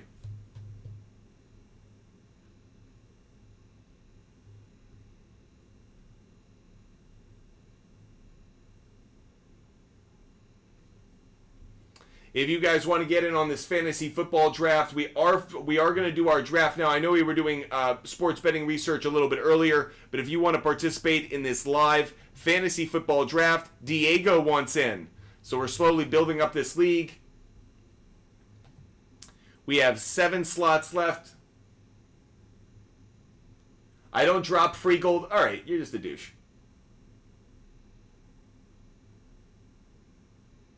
That's one thing I hate. Like, I got to admit, I hate people who are like, oh, I hate your picks or I hate your research, and then you're like, okay, let's hear the games you like. No, those are gold. I don't give those away for free. All right, what a douche. Like, fine, you gotta be douchey. Like, see you later. Like, I don't understand that. Let me put it this way. I'm gonna go on a rant for a moment. I don't understand douchebags. I don't get it. I don't understand the appeal. Never have, never will. I don't understand it. So, I understand being an asshole. I understand being a dick. Those are. I don't understand being a douche. I don't understand that. So, anyways, Hojo, trade Mixon for Mark Andrews. Have Ingram as tight end. No, I wouldn't. Mark Andrews, there's some question marks for me. There are question marks around this offense for the Ravens. There are question marks about what Mark Andrews is going to be. I actually think Mixon's got some value right now in Houston. I think he could be their red zone option in terms of the running game. I don't want to move on from him too quickly. I think Mixon could actually present some more value. I also think the tight end position, there are some sneaky good plays. So while I like Mark Andrews, I actually might be willing to hold on to Mixon for a little bit longer.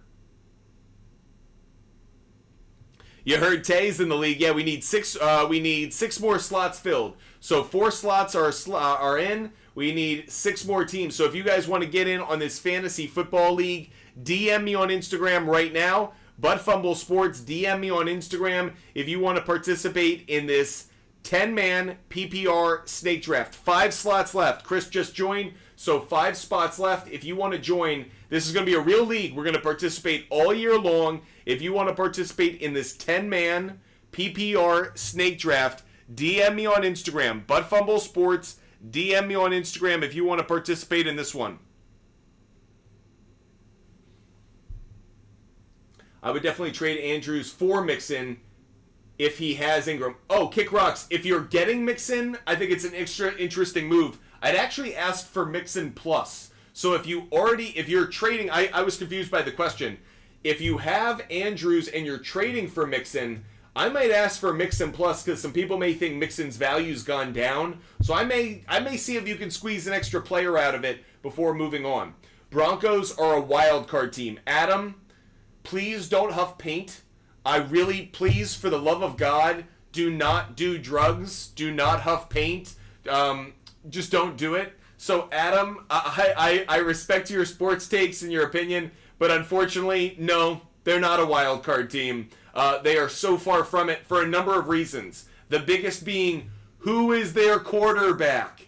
You're going to tell me Zach Wilson is their quarterback? You're going to tell me Bo Nix is their quarterback? They're in a division that boasts arguably 2 of the most talented throwers of the football in Patrick Mahomes and Justin Herbert. And they're going to be in the wild card contention. The AFC is loaded right now. The AFC, since the reign of Tom Brady ended, the AFC has opened up. I know Patrick Mahomes has dominated the Super Bowl, but the AFC is very competitive. The Ravens, the Bengals, I mentioned the Browns earlier. The Dolphins are a decent team. Obviously, the Texans. I think this is a very good conference. I don't see the Broncos.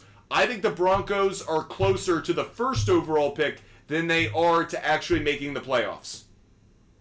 Matthew, Marvin Harrison Jr. or Saquon with my second pick if I have the 10th and I get A.J. Brown. Well, if you're getting A.J. Brown, I'd probably go running back. It's hard to wait 2 full rounds, maybe 3 rounds, to get your RB1. I'd get Saquon. I'm big on Marvin Harrison Jr. Don't get me wrong. I think he could have a very big year. But he's actually a rookie wide receiver that I'm almost willing to let other people gamble on. There are other rookie wide receivers that I'm willing to take the chance on. Ladd McConkey is one of them. Low risk, high value, could be a really good steal at a certain point in the draft. Marvin Harrison Jr., we are valuing him like he is a top 10 wide receiver right now, and we haven't seen him on the field. So some reason for me to say take Saquon, even though he's got the injury history. But the Eagles have a great offensive line. They're going to favor the running game. I'm big on Saquon, so I'd go Saquon over Marvin Harrison Jr. Appreciate you guys being with us. If you guys want to participate in a fantasy football draft with us, we are going to do this draft the moment it fills up. So we have 5 slots left. If you want to participate in this 10-man PPR league, DM me on Instagram, Buttfumble Sports.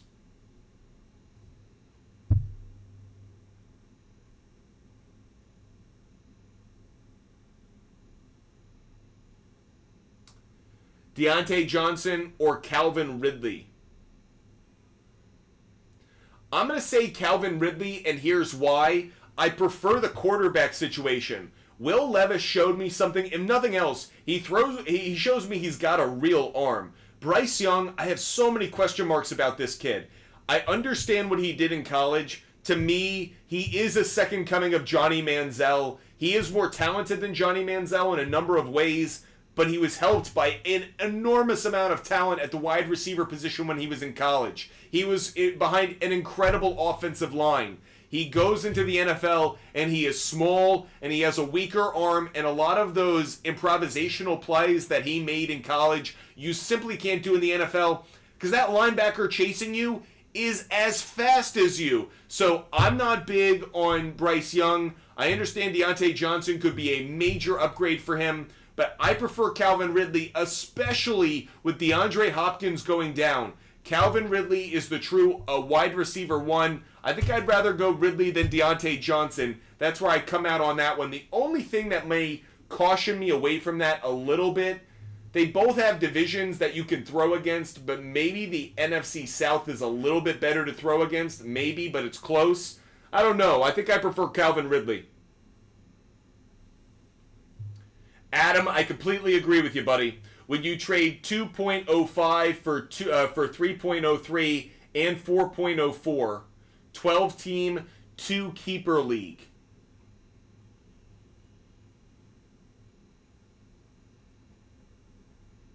Probably.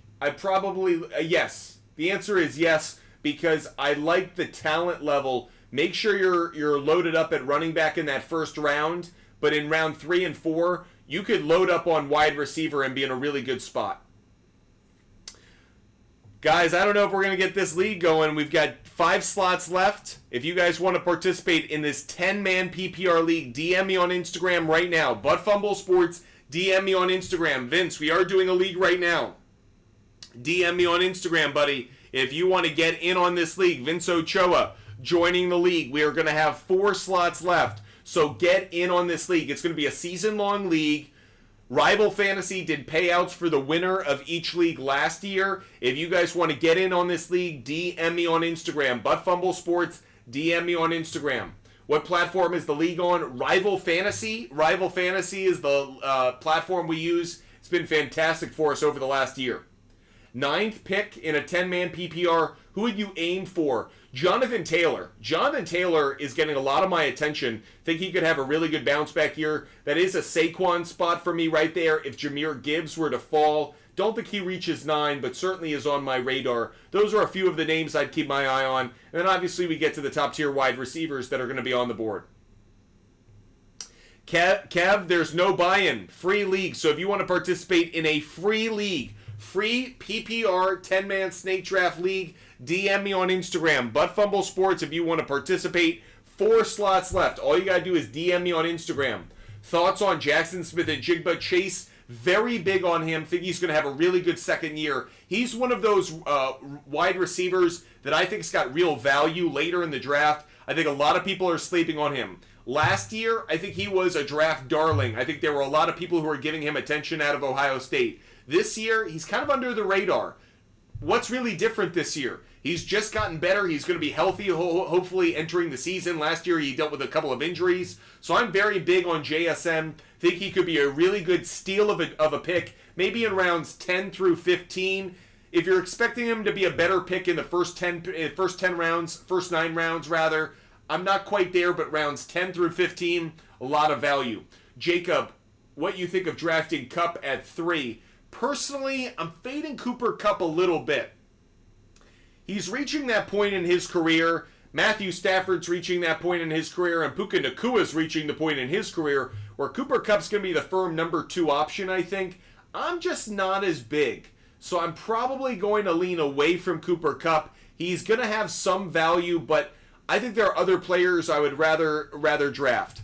We've got a couple of folks who want to get in on this league. Yachty wants to join the fantasy draft. Yachty, there's the league for you. Kev, what's good? You want to join the fantasy league? There you go, buddy. There's the link for the league. We're going to have only a few spots left, probably 2 spots left. So if you want to join this 10-man PPR snake draft league that's season long, DM me on Instagram. It's over on Rival Fantasy. So DM me on Instagram right now if you want to get in on this fantasy league. We do these leagues every single day. DM me on Instagram. Should be a lot of fun. The moment we fill up the league, we're going to draft. The moment we fill up the league, we're going to draft. Follow up to that question. My keepers are Gibbs and Nico. Yeah, feel really good about the spot you're in. Personally, I might consider trading Nico Collins. I'm not saying Nico Collins won't have a good year, but there are a lot of mouths to feed in that passing game, receiving game of the Houston Texans. He has really high value right now. The expectations off of last year probably won't meet reality. So I'd kind of be curious about trading Nico Collins. You draft him in round 10, so he's enormous value right now. But you may be able to flip him for another player. Just something to consider. I'm not saying he's not going to have a good year. I'm saying his value right now is really high. There might be opportunity there. Bad fish in a 12-team superflex. You need a QB by round 2. I don't do superflex leagues, so I'm not necessarily the person to talk to. If you are going to draft a quarterback in the first 2 rounds, make sure it's a quarterback who's getting rushing opportunities as well. Look, I love Patrick Mahomes. I think he's going to have a monster year. If you told me he was the MVP, I wouldn't be shocked. He may not be the most valuable fantasy quarterback, though. There is a lot of reason to believe that the quarterbacks with rushing potential are the ones to go with. Jalen Hurts, Lamar Jackson. Do I like Josh Allen as much this year? Probably not, but he's in that conversation. Jethro Reed, we did baseball bets for the first 90 minutes of the show. So from 11 to 12:30, we did baseball bets. Now we're flipping over into fantasy football coverage. That's why we're doing things this way. Sports media, 1st overall and 8th rounder for 5th overall and 4th rounder. The answer is yes, but that is the max. I'm not willing to move from that 4th rounder. I like the 3rd rounder, but I'd stay holding on that. Who's your biggest sleeper? Who's my biggest sleeper? Oof. Look, Anthony Richardson's going to have a great year if he can stay healthy. Anthony Richardson is a Cam Newton fantasy caliber player. He can run, he can pass, he's got a big arm, he's got good weapons, he's got a decent enough offensive line. So I certainly have my eye on Anthony Richardson as a sleeper at quarterback.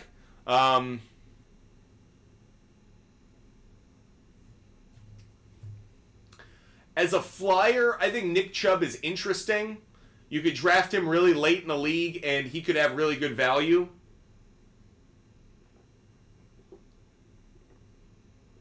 Trey McBride's not getting enough attention. Trey McBride may end up being the best fantasy tight end this year, and he's not being talked about that way. Do I think Travis Kelce is going to be the number 1 fantasy tight end? I don't. I think it's going to be Trey McBride. I think Kelce will be right there at number 2, but I think there's real value there. Like a sleeper, again, I've mentioned Ladd McConkey. I've always been big on rookie wide receivers, but that's one in which he's coming into a situation with a great passing quarterback, a head coach who understands offense at an NFL level, understands distribution of the football. And Ladd McConkey could be wide receiver 1 on that team now that both Keenan Allen and Mike Williams are gone. And Quentin Johnston is he's just a mess. He's just a shit show right now. He can't catch the football. So with that said, there's a lot of reason for me to kind of buy into the Ladd McConkey hype. So I'm kind of there in terms of value. Brett wants to get in this fantasy league. Brett, there you go. We only have a few slots left. 3 slots left. So if you want to get in on this 10-man PPR Snake Draft League, we are going to be drafting the moment the league fills up. So DM me on Instagram. Bud Fumble Sports, DM me on Instagram. Colin, Laporta still? Love Laporta. Laporta is... The only reason I would say Laporta isn't the pick I'm going with for the top fantasy tight end is because there's so many options in that Detroit Lions offense. You have 2 talented running backs. You have a couple good wide receivers. I think Jameson Williams Keep your eye on Jameson Williams. He could be a really good steal, again, late in drafts. Jameson Williams is someone to keep your eye on. I do think Sam Laporte is a great pick.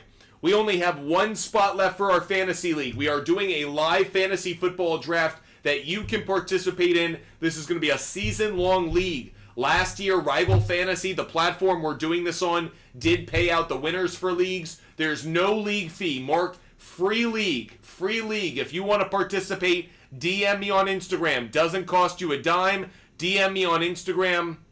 We participate. We compete against each other all season long. So if you think you can beat Butt Fumble Sports and Fantasy, take your shot at it. Will Deontay Johnson have a good year?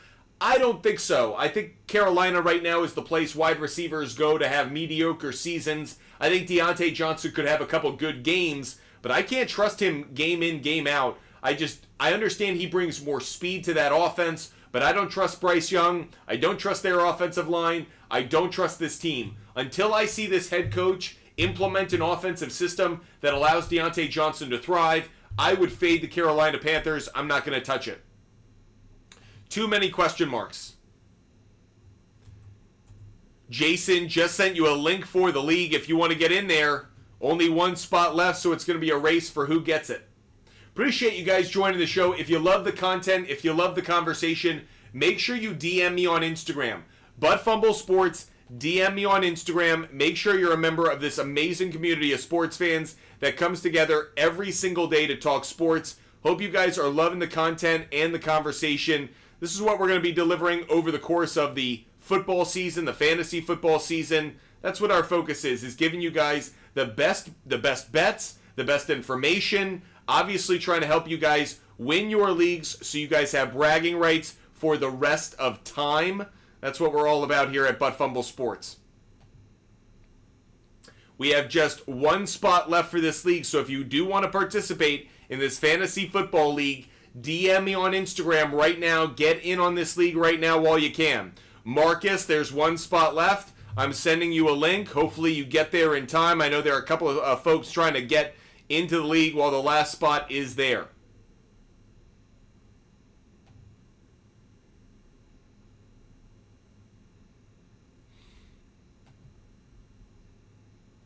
By the way, hope you guys are having a wonderful Sunday. Make sure you follow. Make sure you subscribe. Make sure you're with us every time we go live.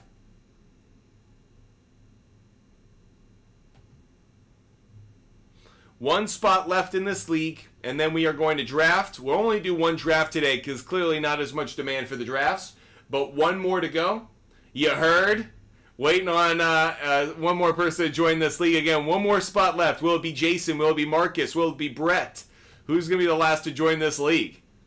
Maybe Brett's already in here.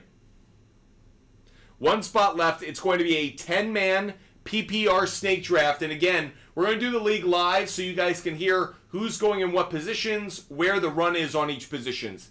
Keep Jonathan Taylor in the 4th or Nico. I'd keep Jonathan Taylor. I know Kyron Williams in the 10th is probably a really attractive pick. I totally get that. If you want to go Kyron Williams, I do understand. But I actually think Jonathan Taylor is going to have a massive year. So I think I'm bigger on Jonathan Taylor than Kyron Williams, but it's very close between those two. Really a coin flip. If you want to join this fantasy football league, one spot left. DM me on Instagram. Butt Fumble Sports on Instagram. That's Butt Fumble Sports. DM me on Instagram.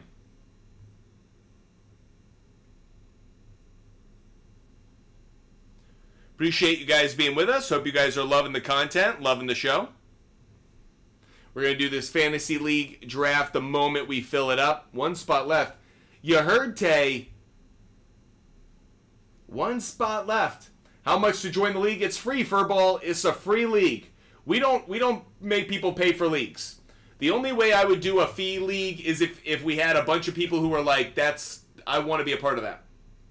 Kev, the draft is the moment we fill up the league. So the moment we fill up this league, we will draft. We have one slot left. The moment we get a 10th person, we will draft this league right away. It's a free league. You don't have to pay. So if you want to get in on this league, DM me on Instagram right now. Butt Fumble Sports on Instagram. DM me, and we can hook you up with a link for the league. We are going to draft the minute it fills up. We have one slot left. One slot left. DM me on Instagram to get in on this league. We're going to draft the moment it fills up. The leagues are pretty quick, by the way. Obviously, we set them to 30 seconds, so they move pretty quick between each pick. Daily sports, I'd probably stick with the running backs. I like Jonathan Taylor more in the 4th round, Kyron Williams 10th. I'm not about Brandon Ayuk in the 6th. I understand why you ask it, but not the pick I'd go with. If you have fantasy football questions, we are here for it. Butt Fumble Sports doing fantasy football content for now. We did our sports betting research for the first 90 minutes of the show. We're doing fantasy football content now, as it is fantasy football season, everybody. August 4th, we are getting ready for the start of the NFL season that's just about a month away. We are also doing a fantasy football draft right now. So, Furball, you want to get in on this fantasy draft? I just sent you a link. Go join the league. There's one spot left. It is a race to the last spot. The moment we fill up the league, once we have all 10 participants, we will draft. So we're going to draft right away. Jay just filled it up, so sorry for those that missed out. Had some time there, so I'm not going to say you didn't have an opportunity. It's going to be 30 seconds per draft. It's going to be a snake draft. We are saving that. The draft time is going to be at 1 p.m., so I'm going to give you a couple of minutes. Draft time at 1 p.m., and the order is randomized. So we have randomized the draft order. We are going to start this draft in 3 minutes, everybody. 3 minutes until this live draft. 3 minutes until this live draft. Furball, you were so close. You just had to be a little bit quicker on the move. That said, we're going to be doing leagues almost every single day that we have a show. This draft starts in 2 minutes and 50 seconds, but did you put a sheet together for sports betting data for today? Those are all up on the SHARPZ app, so you should be able to find them there.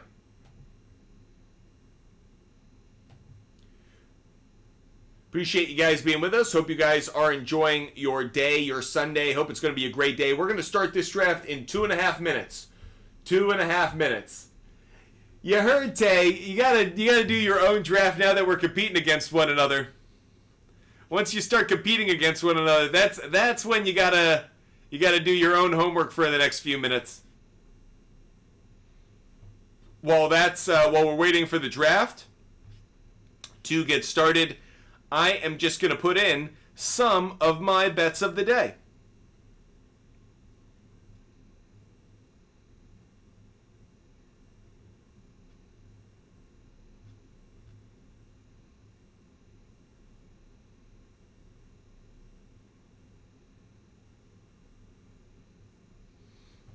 Mm-hmm.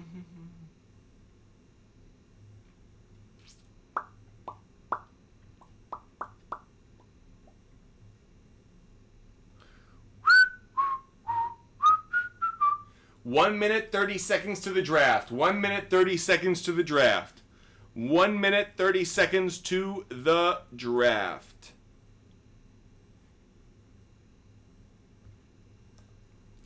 We are drafting in 1 minute and 30 seconds. 1 minute and 15 seconds. 1 minute and 15 seconds we are drafting. If you are in this draft, get ready. 1 minute to the draft, everybody. 1 minute to the draft. This is going to be a 10-man PPR snake draft. A 10-man PPR snake draft. The order has been set. 45 seconds until we start the draft, everyone. 45 seconds until we start the draft.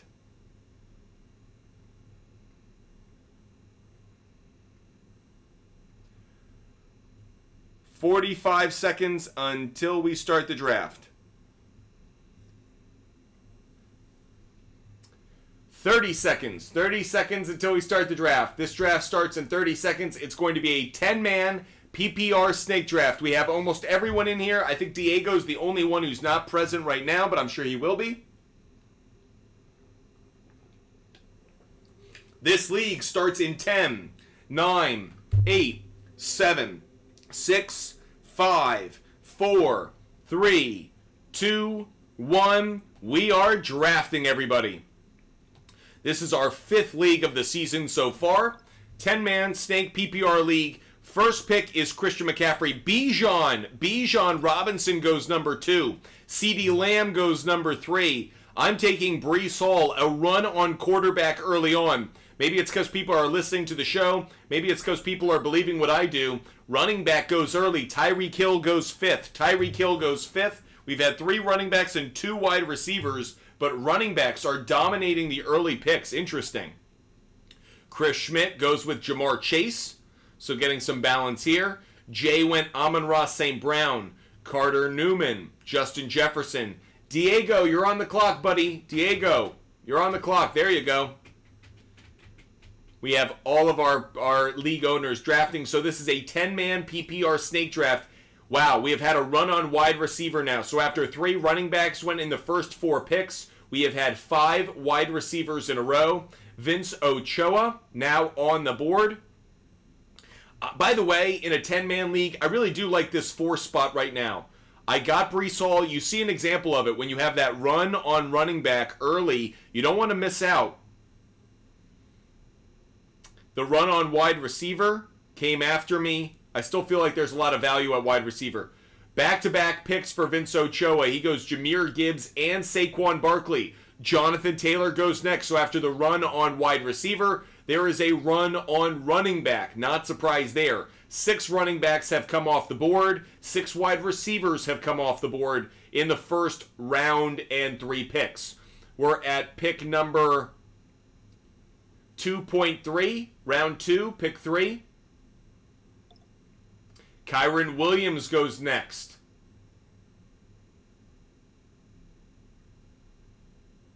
So 4 running backs in a row as Jay makes his pick.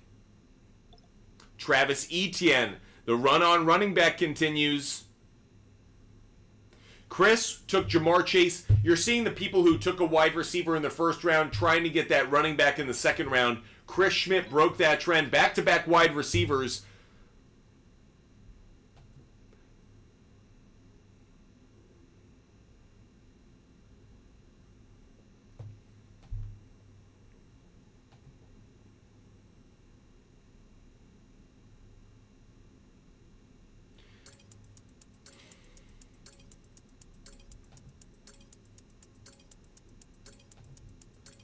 I'll take Puka Nacua. I'm not crazy about the pick. I like it. Not crazy about it, but I think Puka is the best wide receiver value. I didn't take Marvin Harrison Jr., thought about it, but I like Puka Nacua just a little bit more. So I took Puka at 2.7, knowing Marvin Harrison Jr. was going to follow right after that. So I have Breece Hall, Puka Nacua, 2 youngsters, obviously.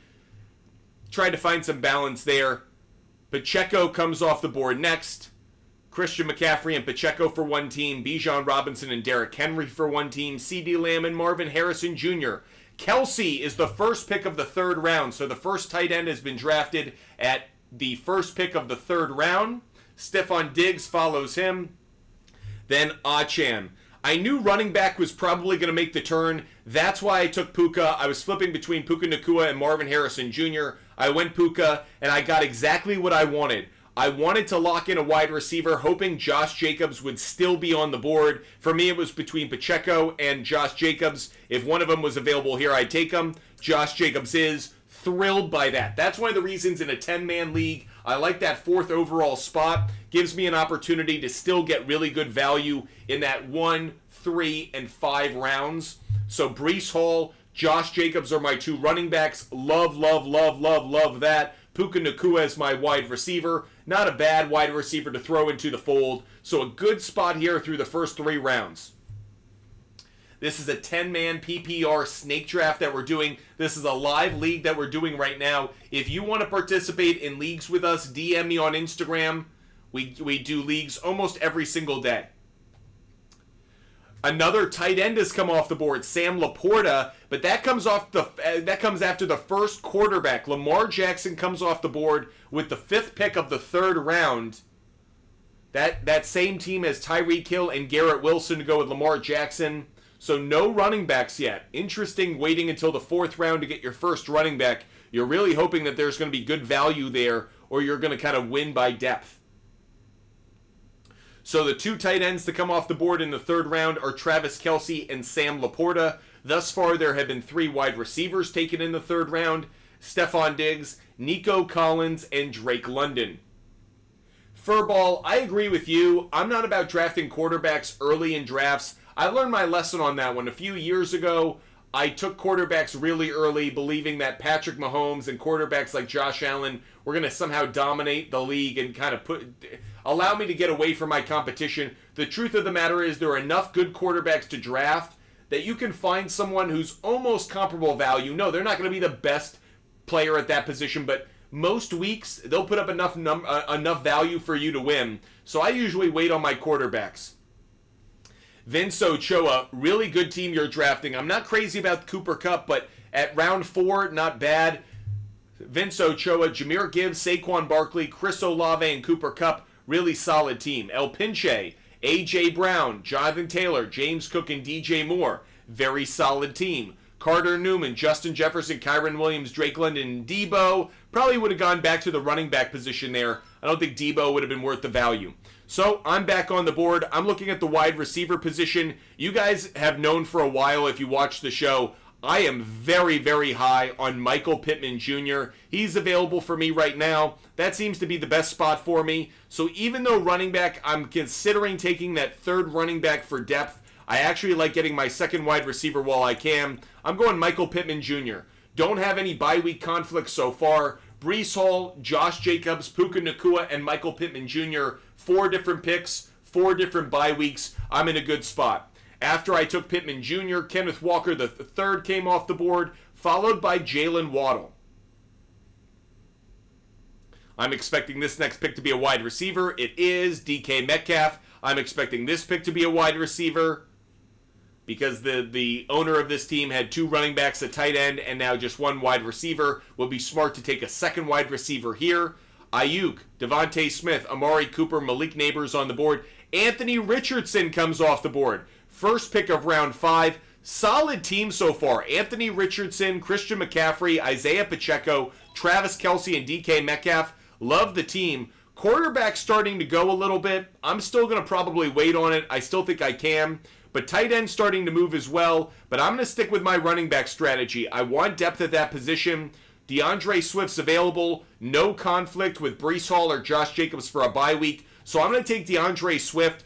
Is this probably 1 round earlier than I would like? Yes. But I don't think he's going to be available if I wait a full turn around the draft board. So I take DeAndre Swift and I get my 3rd running back who allows me to have depth, especially with the bye weeks. Obviously, Breece Hall and Josh Jacobs are going to be my RB1 and my RB2, almost locked in every week. But for those weeks in which I have a bye or an injury, I like DeAndre Swift a lot. Aaron Jones followed my DeAndre Swift pick, followed by David Montgomery. T. Higgins then came off the board, and then Jalen Hurts. So far, we've had 4 quarterbacks come off the board. Lamar Jackson in round 3. Anthony Richardson in round 5. Josh Allen in round 5. And Jalen Hurts in round 5. So 4 quarterbacks off the board by pretty much the end of round 5. Amari Cooper came off the board at 5.9. Good draft there. Vince Ochoa, really good draft he's putting together. Dalton Kincaid is his tight end to go with Saquon, Jahmyr Gibbs, Olave, and Cooper Kupp. Vince, great draft you're having, buddy. Ricky, if we get enough people, I'll do 1 more draft. If we get enough people, I will do 1 more draft, but you're going to have to recruit some folks. Zamir White comes off the board next. Vince, I like the lottery pick of that, but frankly, you might have been able to wait another round. I'm not sure. It might have been a long time for you, actually, given you're going through that 2-lane loop. Diego took C.J. Stroud. Brandon, Ricky, DM me on Instagram. If you want to get into another league, DM me on Instagram right now so I have a sense of who actually wants to join. If we get, I'll do an 8-man league, so you just need to get 7 folks on board. If you can get 7 folks on board, I'll do it. Carter Newman takes Trey McBride. Good pick. Joe Burrow comes off the board. So tight end starting to move. Mark Andrews is still on the board. George Kittle is still on the board. Interested by that. James Conner, Ramondre Stevenson, Najee Harris. Brandon Ayuk, Devontae Smith, Malik Neighbors, Zay Flowers, Interesting collection of players still up on the board. At quarterback, Mahomes, Prescott, and Jordan Love. Zay Flowers, the next to go. Brandon, Butt Fumble Sports. Butt Fumble Sports is my handle. Butt Fumble Sports. Brandon, I see you. So we have one. We have one person who wants in. If you guys want to do another league, we'll make it an 8-man league. DM me on Instagram right now. Tight end came off the board. I'm now seeing a run on tight end. I need to secure my tight end. I was thinking about Dalton Kincaid, but Vince Ochoa took him. I was thinking about Trey McBride. Carter Newman took him. A couple loyal viewers of the show, obviously going along with my thinking. I like Kyle Pitts. Kyle Pitts does have a bye-week conflict with Breece Hall. That's not a big enough issue for me. Kyle Pitts, that's who I take at tight end. I'm taking him in the 6th round. Not bad. Happy that he was able to fall to that point, but obviously if I could have gotten him in round 7 or 8, I would have liked it. Well, Brandon, then you got to recruit more folks, buddy.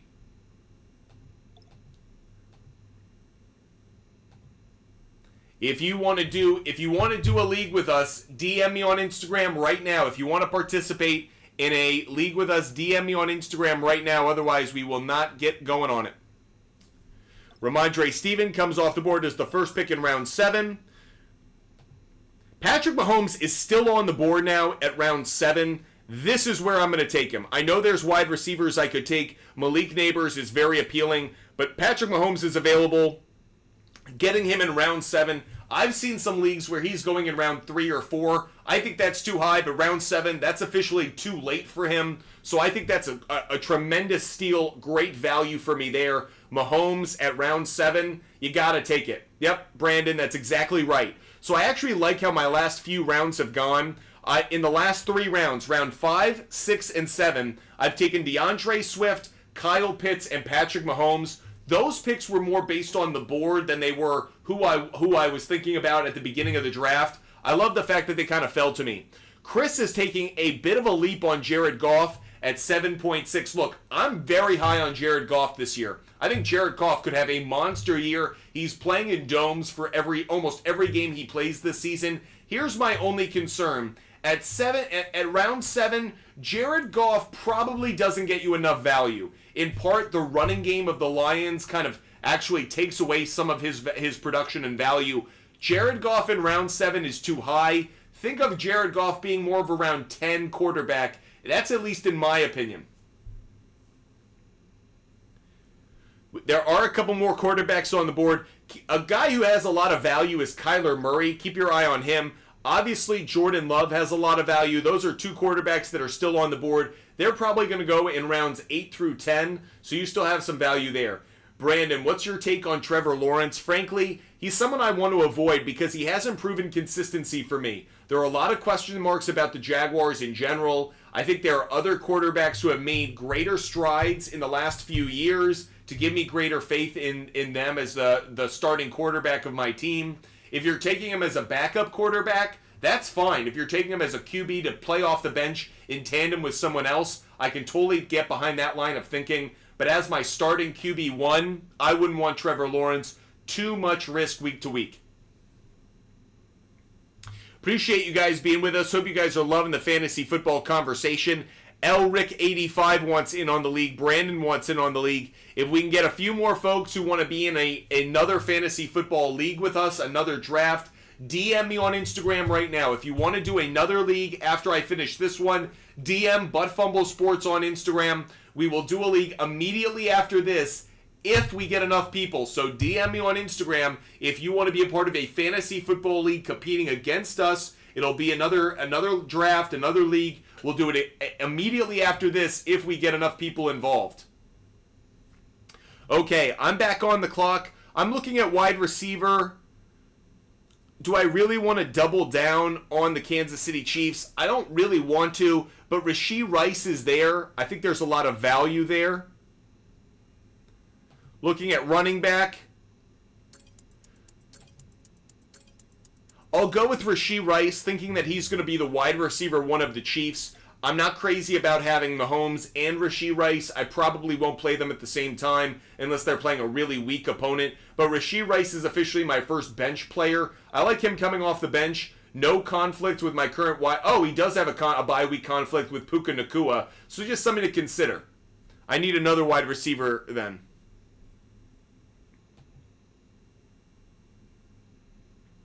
My starting lineup right now is Patrick Mahomes, Breece Hall, Josh Jacobs, Puka Nacua, Michael Pittman Jr., Kyle Pitts, and DeAndre Swift is my flex with Rashee Rice on the bench. So Brandon, Jay, and El Rick would like to be in the league. If I can get a few more people, we will do another fantasy league after this. By the way, Nick Chubb went right before my pick. I thought about taking a flyer on Nick Chubb, but he wasn't available. I will take a flyer on Ladd McConkey. Mentioned him earlier. He's got an early bye week, doesn't conflict with my wide receivers. So I go back-to-back at the wide receiver position in round 8 and round 9, going Rashee Rice and Ladd McConkey. What do I like about the two of them? According to all reports, they are wide receiver 1 on each team. Rashee Rice is wide receiver 1 on the Chiefs. Ladd McConkey, wide receiver 1 on the Chargers. Taylor, we did our baseball portion of the show earlier in the day. We actually covered baseball for the first 90 minutes of the show. From 11 a.m. to 12:30, we did baseball. We've been doing fantasy football ever since. If you guys do want to participate in another fantasy football league with us, DM me on Instagram right now. Butt Fumble Sports, DM me on Instagram. Yeah, Taylor, go catch it on YouTube. Great way to get a hold of our content. Smart thinking by Taylor. Appreciate you guys being with us. We are through almost round 9 of this draft. If you guys do want to participate, again, if you want to participate in another fantasy league, DM me on Instagram. If we get enough people, I'll make it an 8-man league. Brandon, I know you may not want to do that, but I don't think we'll get enough people to do another 10. Jaden Reed just came off the board. Pretty solid pick. Xavier Leggett to have an MRI after x-rays came back negative. So question marks about the wide receiver of the Carolina Panthers. Josh, $0 buy-in. $0 buy-in. So if you guys want to be a part of a fantasy league, it's free. DM me on Instagram. Butt Fumble Sports. There is no fee to it, so happy to play against you guys. Alexander. Terrence Crawford, I didn't bet it. I should have because I'm such a believer in Terrence Crawford. But Alexander, great to see you. It's been a minute.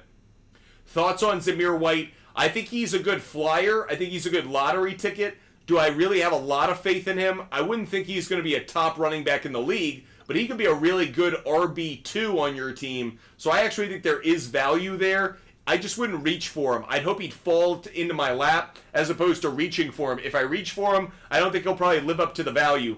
But if you wait on him and maybe get him in round 7, I think there's value there. Where did he go in this league? He went in round 6. But he went in the first pick of round 6. I think if you could have waited on him maybe one more round, but it's tight. Appreciate you guys being with us.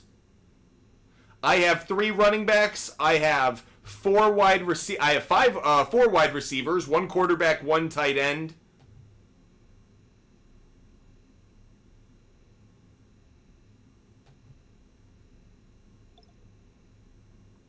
Rome Adunze just came off the board. Josh just sent me a DM. Okay, we might have enough people. We might have enough people to do this league. So we are going to do one more league after this one, okay, everybody? It is going to be an 8-man PPR league. If you want to be a part of it, DM me on Instagram now. We are going to do one more league after this one, an 8-man PPR league. It's going to be an 8-man PPR league. We're going to do that immediately after this draft. Josh, I love auction drafts. Those are my favorite drafts. Auction drafts are my favorite. Those are my favorite. The next pick that I'm going to make, it's going to be the running back position. I'm going to take Chase Brown. Bit of a flyer here. Chase Brown could actually see a lot of the opportunity that is left behind, the vacancy left behind by Joe Mixon. So keep your eye on Chase Brown. He's got a lot of value for the Cincinnati Bengals as well. But Josh, I absolutely love auction drafts. Cacti, what's up? What's up, Cactus? How you doing? If you want to join a fantasy football league with us, DM me on Instagram now. The moment the league we're drafting right now ends, I will open up a brand new league. We'll fill that one up, and we're going to draft right away. Brandon, very high on Chase Brown as well. Yep, really high on him. I think he could get a lot of opportunities, not just between the 20s, but in the red zone as well. So a lot of production opportunity. Wow, Aaron Rodgers, back-to-back quarterback picks. I actually don't hate the back-to-back quarterback picks of Dak Prescott and Aaron Rodgers. I actually love the strategy. If you're waiting on quarterback, this is a great point. Whoever just did that, that is a great call by you as I actually make another selection. I'm going Keon Coleman, who could be a good sleeper pick. He could be wide receiver 1 for the Bills. But this is the way you guys should handle things. Either you guys should draft a quarterback in the first, let's say, 7 rounds, and that's your guy. You'll have him as the primary quarterback, except for maybe the occasional start for someone else. Or you could do what this other individual just did. Wait until rounds 10, 11, 12. Draft 2 quarterbacks and play them in tandem. Aaron Rodgers, Dak Prescott, Jared Goff. These are all good candidates for that kind of tandem play. Baker Mayfield, given how the NFC South is defensively, there are some quarterbacks who week to week could be very, very good starts. So if you don't get one of those top 5, top 6 quarterbacks in a draft, wait on it. Kyler Murray's another good quarterback to draft if you just wait. So I think there's a lot of value. The quarterback position, don't draft too early. There's a lot of value later in the draft.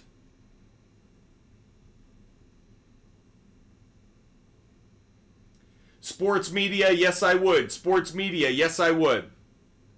Right now it's looking like we've got about 5 people ready to go for our what will be an 8-man PPR league once we're done with this draft. If you want to be a part of it, DM me on Instagram, ButtFumbleSports. Brandon, thoughts on Dalton Kincaid? I think Dalton Kincaid is the new Travis Kelce in the NFL. I think what Travis Kelce is to Patrick Mahomes, Dalton Kincaid will be to Josh Allen. He's going to be that highly versatile, always open, could go short, could go deep, could break off his routes. He is going to be one of the most dynamic weapons in the NFL. I love what he is for the Bills. I actually think Stephon Diggs being gone may help Dalton Kincaid get even more opportunities. So I'm very high on Dalton Kincaid. Do I think he's the number 1 tight end in fantasy? No, but a lot of reason for me to believe that he's a really good pick. Will you be doing preseason picks? Like I said, I like the Bears to cover the other night. That happened, but the game got rained out. I'll give out some picks, but I'm not, there's only so much we can do. Asshat, who's the top 5 running back this draft in the PPR? It's Christian McCaffrey. He's still number 1, though I think Bijan and Breece Hall have a lot of value. We are making our way through a current 10-man PPR draft. The moment we're done with this league draft, we are going to do another league. If you want to participate in a league against us, DM me on Instagram. ButtFumbleSports, Brandon. The app is Rival Fantasy. Rival Fantasy. I'll send you a link once this draft is over. I'll send you a link so you can participate. I just have to make a pick right here. I'm going to get a backup quarterback, speaking of it. Funny enough, I'm going to get Kirk Cousins. Kirk Cousins is going to be my backup quarterback to Patrick Mahomes. Just wanted a backup. Round 12 feels like a good spot to get a backup. I also need a backup tight end.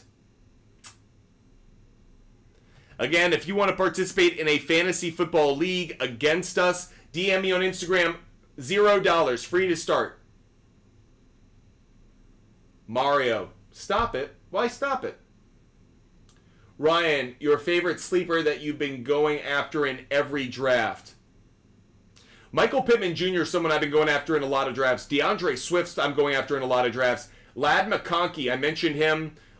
I'm a big believer in rookies under certain situations, okay? So this year I don't like the rookie running back class. Poo on the rookie running back class. But rookie wide receivers. This is an unbelievable class for rookie wide receivers. Keon Coleman could be a really good pick. Ladd McConkey could be a really good pick. Obviously, Marvin Harrison Jr. could be a very good pick. Malik Neighbors could be a very good pick. Rookie wide receivers could have a lot of value this year because a number of them are coming in as a wide receiver 1 on the team they're joining. That doesn't happen too often, so lots of value. Defense just got taken. I want to get my defense right now. I'm going to go with the Jets. I've been taking the Browns in a lot of my leagues, but I'm taking the Jets here. This is the team I have so far. We are in the 13th round of a 15-round league. PPR league, this is the team I've drafted so far. At quarterback, Patrick Mahomes. At starting running back, Brees Hall, Josh Jacobs. At wide receiver, Puka Nacua, Michael Pittman Jr. At tight end, Kyle Pitts. Currently at my flex, I have DeAndre Swift. My defense is the New York Jets, and my bench right now is Rashee Rice, Ladd McConkey, Chase Brown, Keon Coleman, and Kirk Cousins is my backup quarterback. I need another tight end, I need a kicker, and that'll fill out my team. Chase, I like Jaylen Warren. I've been a believer in Jaylen Warren over Najee Harris now for a while. Najee Harris, I understand he can have a good game now and then, but I feel like it takes a lot for him to get going. Jaylen Warren's more dynamic in the passing game. He's just got spurt ability, as they would say in basketball. I think Jaylen Warren's the better value. Evan, I actually didn't look at the Mets today. I'm sorry about that, Evan. Brandon, I'm going to send you the link. So it's not a promo code. I'll send you a link. You'll be all good. But we are going to do one more league after this one. So if you want to be in a PPR draft with us, it's going to be a season-long league, $0 buy-in. But if you want to participate with us, DM me on Instagram right now. Assad, I really do like Kyron Williams as well. Why have a backup QB? Frankly, you don't have to, especially early in the year. The only reason to get a backup quarterback is if you've already scouted out the schedule and understand maybe the bye weeks or where one of your players would have value. So that's one of the things I have done looking at the schedule so far. But you're absolutely right. Not necessary to draft a backup quarterback, but I actually do like to have a backup quarterback in part because certain marquee quarterbacks get marquee opposition early in a season, and sometimes those are against really good defenses. So I have a tendency to wait on some of the big name guys actually. You heard. Sorry about that, buddy. Garrett Wilson or Gibbs? Oh, hold on a second. I got to get a kicker. I'll go McPherson. Garrett Wilson or Gibbs at 10 in a 12-person league. I'd go Jahmyr Gibbs. Jahmyr Gibbs. Appreciate you guys being with us. We are going to do one more league after this one. So if you want to get in on the action, DM me right now. Butt Fumble Sports. DM me on Instagram if you want to participate in this next league that we're about to do.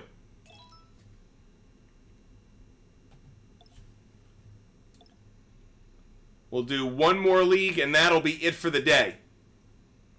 I actually got to place a bet right now. Let's go.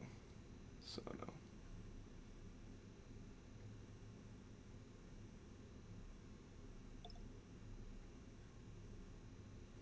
Coming up to the end of our draft.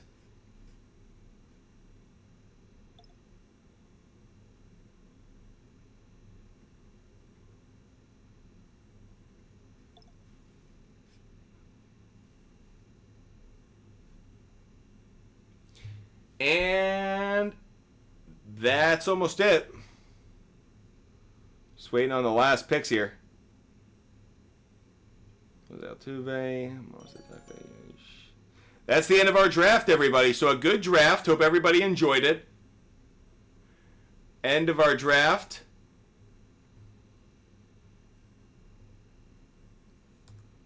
Do that. We'll do 2. Okay, so we're done with our 5th league that we've just drafted. Hope everyone's excited about that. We're going to start our 6th league. So if you want to be a part, this is going to be an 8-man league, an 8-man PPR league. If you guys want to be a part of it, DM me on Instagram right now. Butt Fumble Sports, DM me on Instagram if you want to be a part of this league. We're going to start it right away, so make sure you're getting in on it. I'm going to send out the links right now to everybody. So if you've been waiting, like El Rick, there you go. There's the link. Jay, there's the link.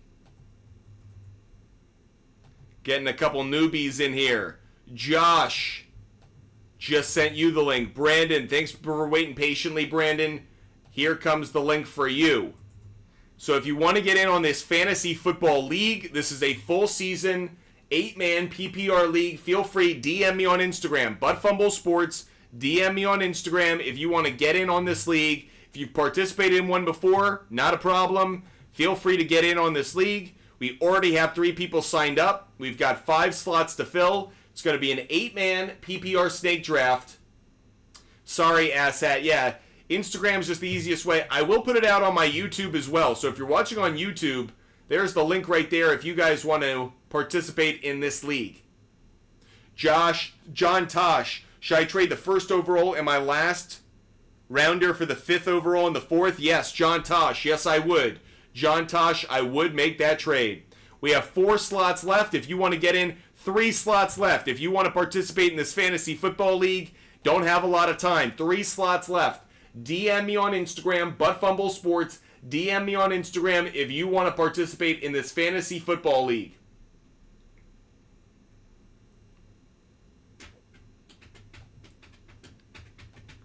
Just a few slots left. Once we fill up the league, we will draft. So it's going to be an 8-man PPR league. Don't worry about the order right now. We always randomize it. No dollar buy-in. You don't have to pay for the league. It does go season long. And I will say, last year, Rival Fantasy actually did reward those who won the leagues with a payout. So just be mindful of that. DM me on Instagram, ButtFumble Sports. DM me on Instagram if you want to participate in this fantasy football league, an 8-man PPR snake draft league. DM me on Instagram right now. That's ButtFumble Sports. So if you're watching over on YouTube, Twitch, Kick, Instagram, TikTok, and you want to get in on this league, just a few spots left. 3 spots.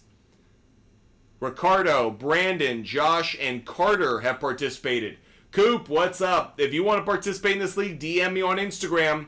It's that easy. Brett, 14 team, half PPR keeper, Laporta for 9th or Chase 3rd. That's Jamar Chase? I got to go Jamar Chase in that situation. You heard? Have a great day. Be good, man. Appreciate you. If you guys want to participate in this fantasy league, Christopher does. Christopher Ruiz, what's good? Here's a link for it. You can go take your slot. We're using Rival Fantasy. We have 3 slots right now. Might only have 2 with that person taking that slot. So if you want to get in on this league right now, DM me, ButtFumble Sports. We're going to draft the moment we fill up the league. So we only have a couple spots left. Once those spots are filled, we immediately draft. Goes pretty quick, shouldn't take too long. So if you want to be a part of a season-long PPR league competing against me, ButtFumble Sports, obviously having a lot of fun doing it, DM me on Instagram right now, okay, everybody? ButtFumble Sports on Instagram.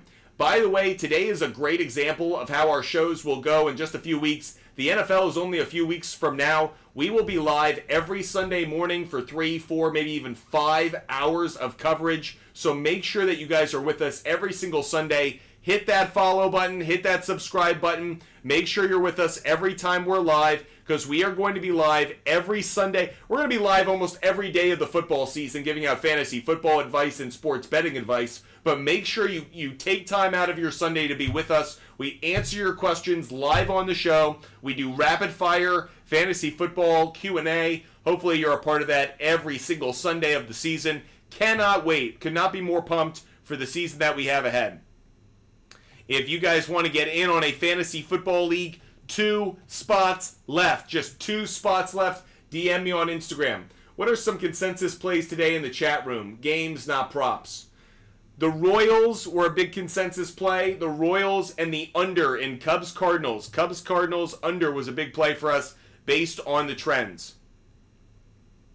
2 slots left for our 8-man PPR snake draft. If you want to participate in this one, DM me on Instagram. If you love fantasy football and you want to get in on a league, this is a season-long league, so you guys have the opportunity to be a part of that. DM me on Instagram right now if you want to be a part of it. Once we fill up this league, we draft. So there's no delay in between. We'll get going pretty quick on it. 2 spots left. 2 people who want to participate. This is for you.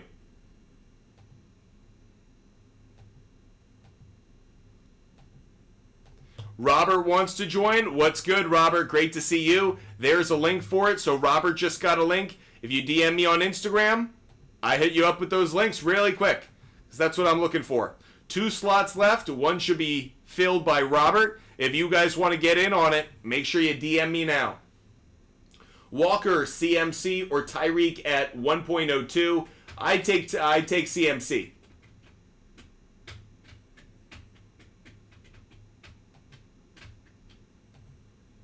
If you guys want to participate, again, 2 slots left for the Butt Fumble Sports Fantasy Football League that we're participating in.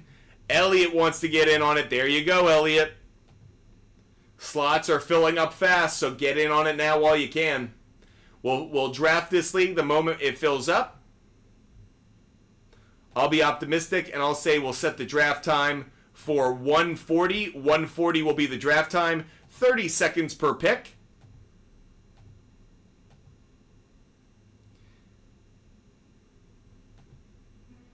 We have just 1 spot to fill. If you're trying to get in on this league, now is the time. Just 1 spot left. 1 spot left before we draft this 8-man PPR league, season-long league. Brian, 10-man, half PPR, 2 QB league. Should I keep Garrett Wilson in the 14th or Breece Hall? Breece Hall, keep Breece Hall in the 7th. Keep Breece Hall in the 7th. That's where I'd go from a fantasy standpoint. No-brainer for me, really.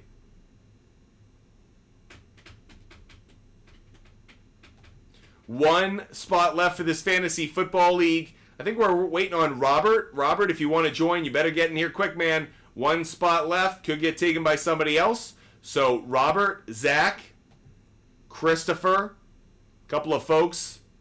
We're doing the draft on Rival Fantasy. So, if you guys want to participate, I'll send you guys a link, and you guys can sign up lickety-split for Rival Fantasy and get in on this league. Brian, thanks so much for the support, buddy. Really appreciate you. Dynasty trade, 12-man, start 11.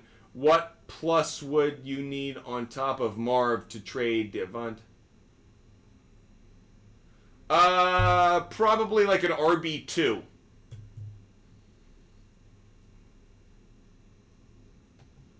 Funny enough, if someone gave you Joe Mixon and Marvin Harrison Jr., I'd jump at the chance to make that deal. 1 spot left for this 8-man PPR snake draft. If you want to get in on this league, DM me right now. We only have 2 minutes to go. 2 minutes and 30 seconds before this league starts. Diego hitting me up. If Diego wants in, hey, let's fill the slot, man. People have had their chance. Diego takes it. There you go. We're going to start this draft in 2 minutes, everybody. Draft starts in 2 minutes. We got to randomize the draft order, though. Forgive me. Got to randomize the draft order. Randomized. Up, and I'm number 1 still. Too bad, because I actually don't like being first overall. Not bad in an 8-man league, though. First overall in an 8-man league is probably the best. The best league to be number 1 overall is an 8-man league, because you're not waiting nearly as long. But I am unfortunately first in this 8-man league. We have 2 minutes until the draft, everyone. 2 minutes until the draft. Hope you guys have loved the show. We've been live now for an hour. We've been live for 2 hours and 40 minutes. Is that true? Wow. We started at 11. I can't believe it's 1:40 now.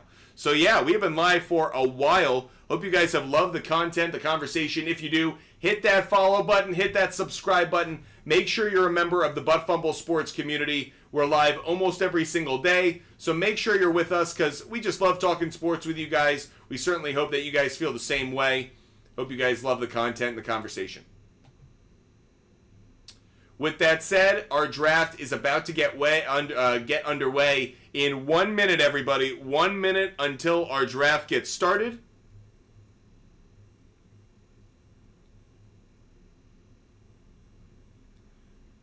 Draft starts in 50 seconds.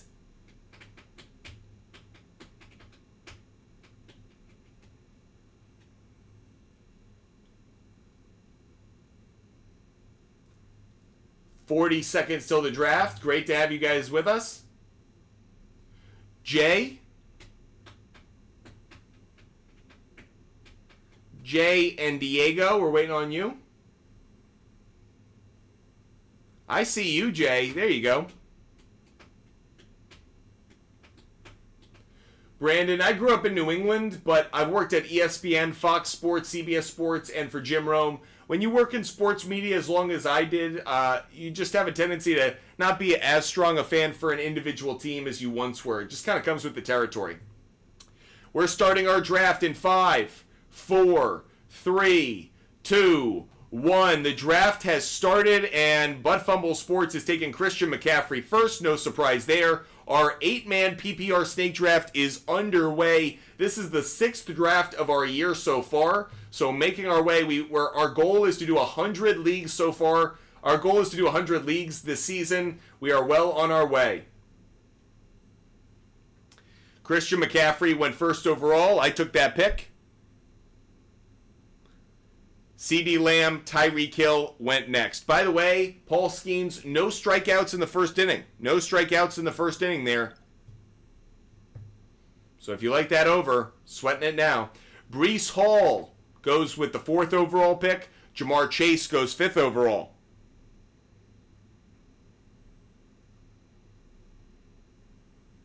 Ricardo is now on the clock with the 6th overall pick in the first round.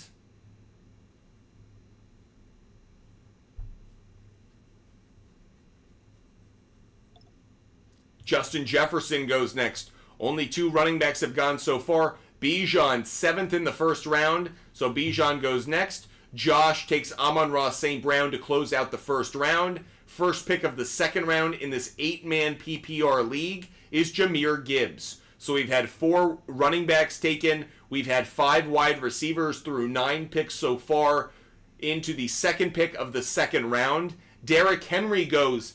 I think that's too early for Derrick Henry. Second pick of the second round. That's too early for me on Derrick Henry. Doubling up on Bijan and Derrick Henry is not bad, though, having those two as RB1 and RB2. Following Derrick Henry was Jonathan Taylor. At 2.4 is A.J. Brown. 2.5 Saquon Barkley. Diego, love the Breece Hall Saquon Barkley combination. Puka Nacua comes off the board, followed by Garrett Wilson. I'm going to go Kyren Williams.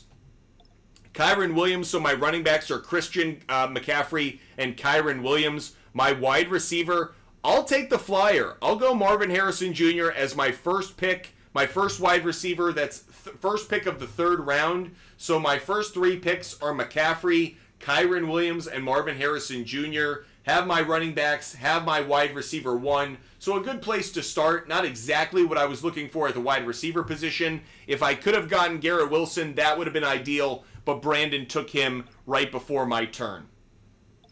In the third round, it's gone Marvin Harrison Jr., Isaiah Pacheco, Travis Etienne, Devontae Adams, Devon Achane. I think that might be a little high on Achane. Maybe it's close, but I wouldn't take him at 3.5 personally. Right now, the top quarterbacks are all on the board. The top tight ends are all on the board. Running back and wide receiver, that's where all the picks have been through the first 2.5 rounds so far.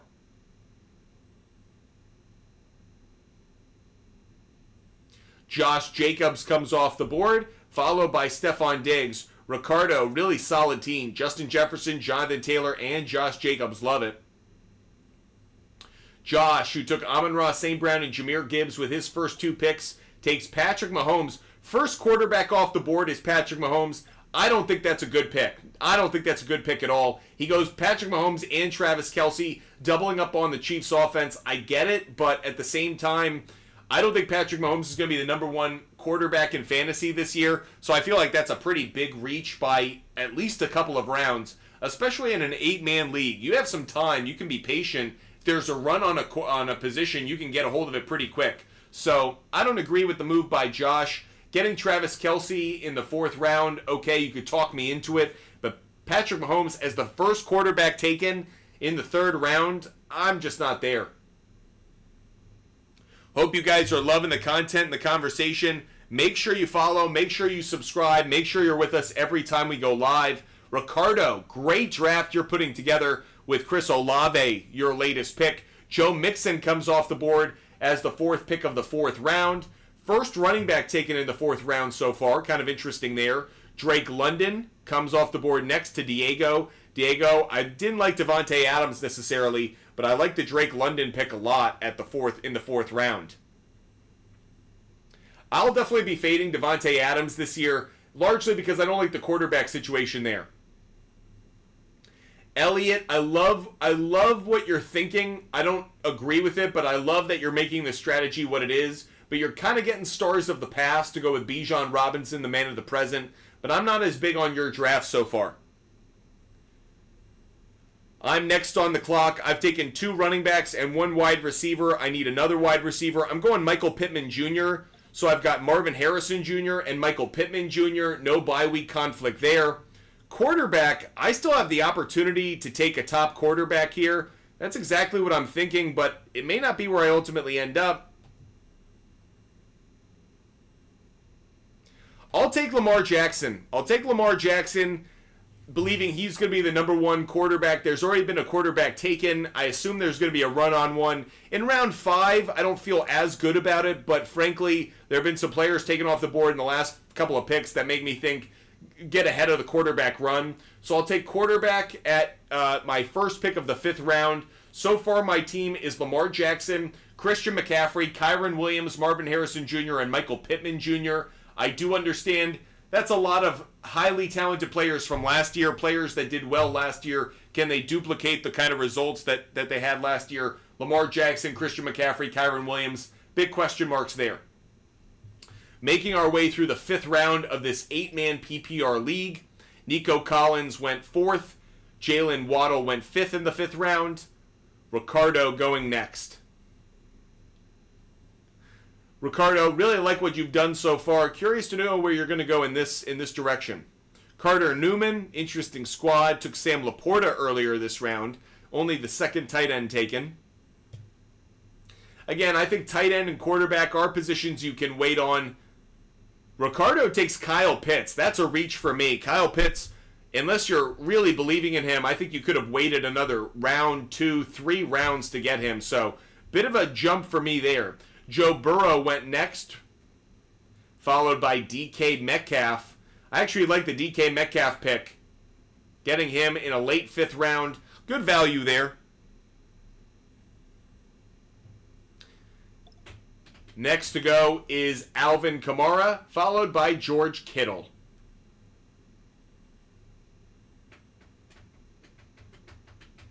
Ricardo is next to go. After taking Kyle Pitts,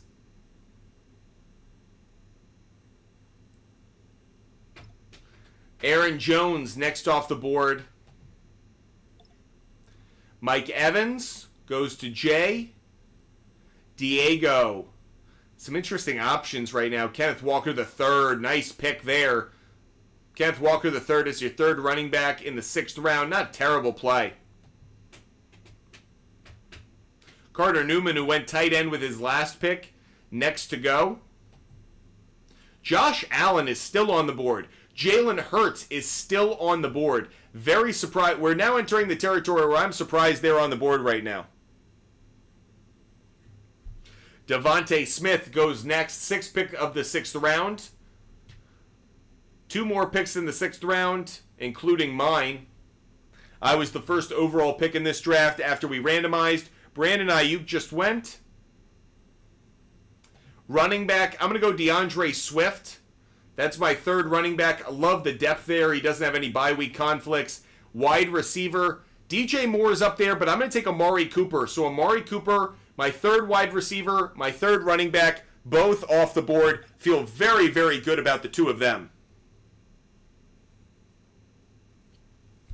Lamar Jackson, Christian McCaffrey, Kyren Williams, Marvin Harrison Jr., Michael Pittman Jr., DeAndre Swift, and Amari Cooper. Really solid team. What should I draft at QB? What round? When should I draft a QB? What round? I think between rounds 6 and 10. I actually think there's a lot of reason to say round 6 or 10. Unless you're hell-bent on getting one of those top 4 guys, you can wait. I think getting two running backs, at least 2 wide receivers, and maybe adding a 3rd or a top tight end. I'd probably do that before going after a quarterback. That leaves me around 6, 7, 8 before I'm drafting a quarterback. Now, I took Lamar Jackson in round 5, but I knew I had that long run, and I actually thought Lamar Jackson would be a nice play here to go with my squad. So I had a strategy behind that, but I probably should have waited an additional round. Ben, Mahomes, Gibbs, Achan, Chase, Neighbors, McBride. Ben, love the team. Love the team, Ben. Matthew, Lamar or Josh Allen? I'm going Lamar Jackson. He has more offensive weapons than he's ever had before. Josh Allen, there are questions at the wide receiver position for him. I like Keon Coleman, but you lose Stephon Diggs, you lose Gabe Davis. This is a much different world we're now living in for Josh Allen. I think the running game of Buffalo plays a greater role. James Cook has more value. Josh Allen, I think less value. I go Lamar Jackson over Josh Allen. I had the option between those two. I took Lamar Jackson in this draft. Josh, love the picks you just made. DJ Moore, and as a backup tight end, he just took Mark Andrews to back up Travis Kelce. I love that pick because you could put them both at the flex. Lot of options for Josh. If Mark Andrews is going to fall to the 8th round, love the pick. Love the pick. I don't have a tight end yet. I was actually kind of waiting to see if Mark Andrews would fall that far. Dalton Kincaid just went next. People are getting a second tight end before I've gotten my first. Now, does that piss me off? Not at all. I think it's interesting that they're leaving some of the backup running backs and wide receivers on the board, but I'm okay with it. Let's put it this way. Waiting on quarterback. By the way, Anthony Richardson's on the board at quarterback. Surprised Anthony Richardson is on the board, but Brock Purdy was taken. Take Anthony Richardson ahead of Brock Purdy. That's a no-brainer for me. Matthew, I went CMC. Diego goes George Pickens. Everyone's saying George Pickens could have a very big year. James Conner goes next. Brandon goes Trey McBride. You son of a bitch. You son of a bitch, Brandon. I was going to draft Trey McBride. You absolutely took who I was going for. Okay, I'm going to take Brock Bowers, not who I wanted at my tight end position, but I'm going to double up on this one.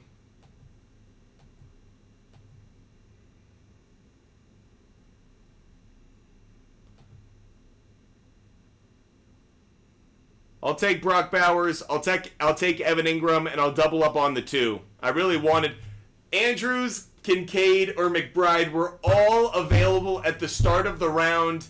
They all went. Jake Ferguson went too. A run on tight end in the 8th round. Keep note of that. A run on tight end in the 8th round. That was a killer for me. It continues in the 9th round. So tight ends going at the appropriate round. Just I was on the wrong end of the wave.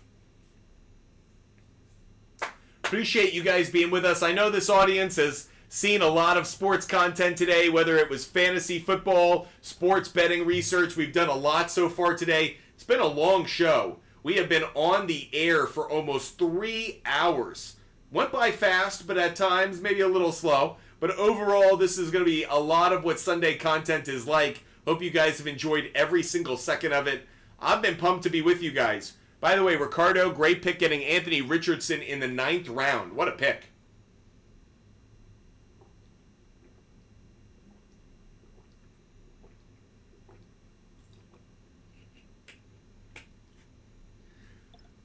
Alex, 10-team start, 11 trading away. Bijan.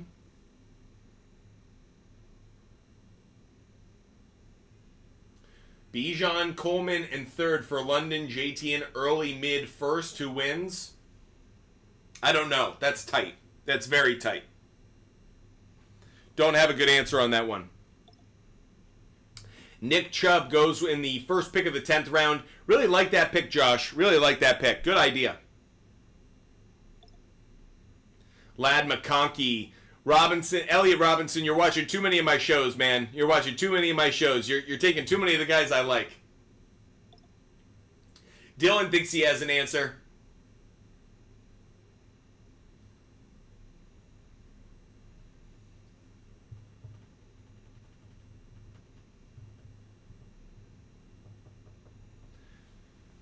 David Montgomery just went next. We're making our way through the 10th round.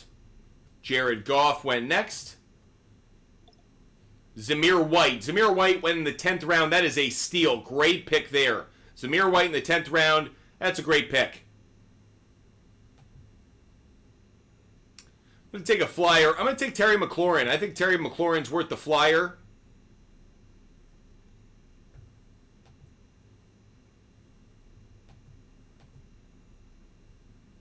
going Kyler Murray as a backup quarterback. I don't love what I just did there, though. Felt like I was kind of forced into that. Didn't love the board I was seeing.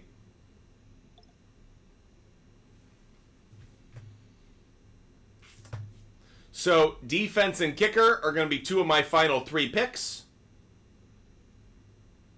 Two of my final 4 picks. We have 4 picks to go, 4.5 rounds to go. Appreciate you guys who have been with us the entirety of the show. Hope you guys are having a wonderful Sunday wherever you are.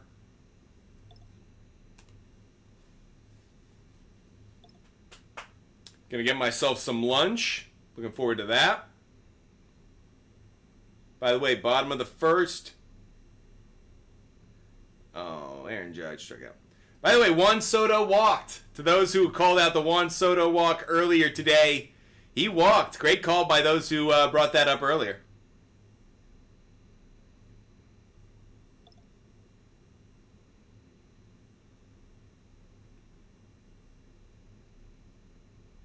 Gunnar Henderson already has a hit and a run scored, so our over 1.5 hits, runs, RBIs with him cashes. In the 12th round of this 8-man PPR league, Keon Coleman and Xavier Worthy just went. Really good picks. Really good picks. Love what I'm seeing there.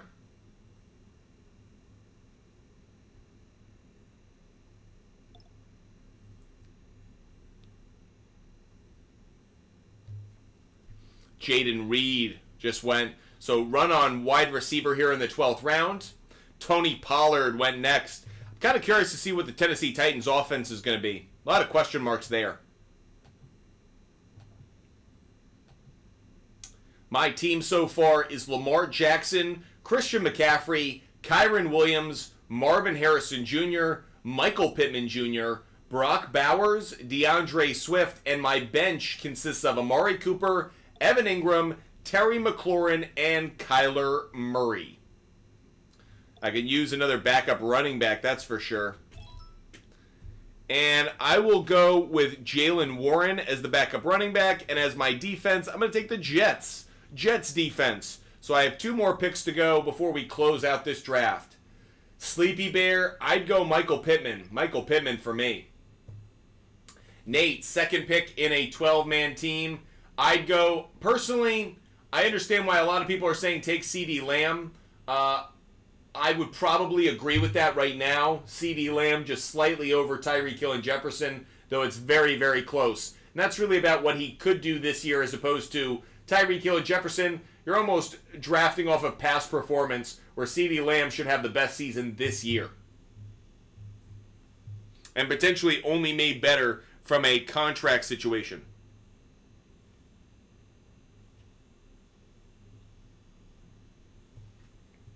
Thoughts on Jets versus Niners game? We're a little bit of ways from that, but I think I do have a bet actually on that game on the SHARPZ app. So maybe you can go check that one out and see what I like for that game. If I'm not mistaken, I think I have the 49ers winning, but I'd have to double check it.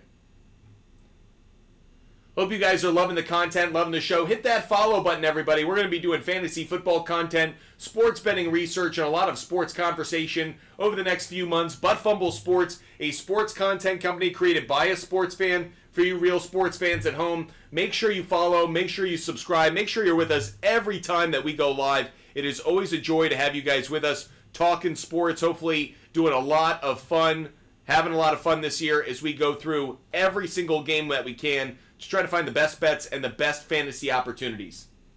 You got a fantasy football question? Now's the time. We only have a few picks left, only a round and a half of this fantasy draft. Once we wrap up this draft, that's going to be the end of our show.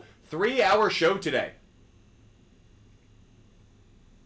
Alex, where were your questions, buddy?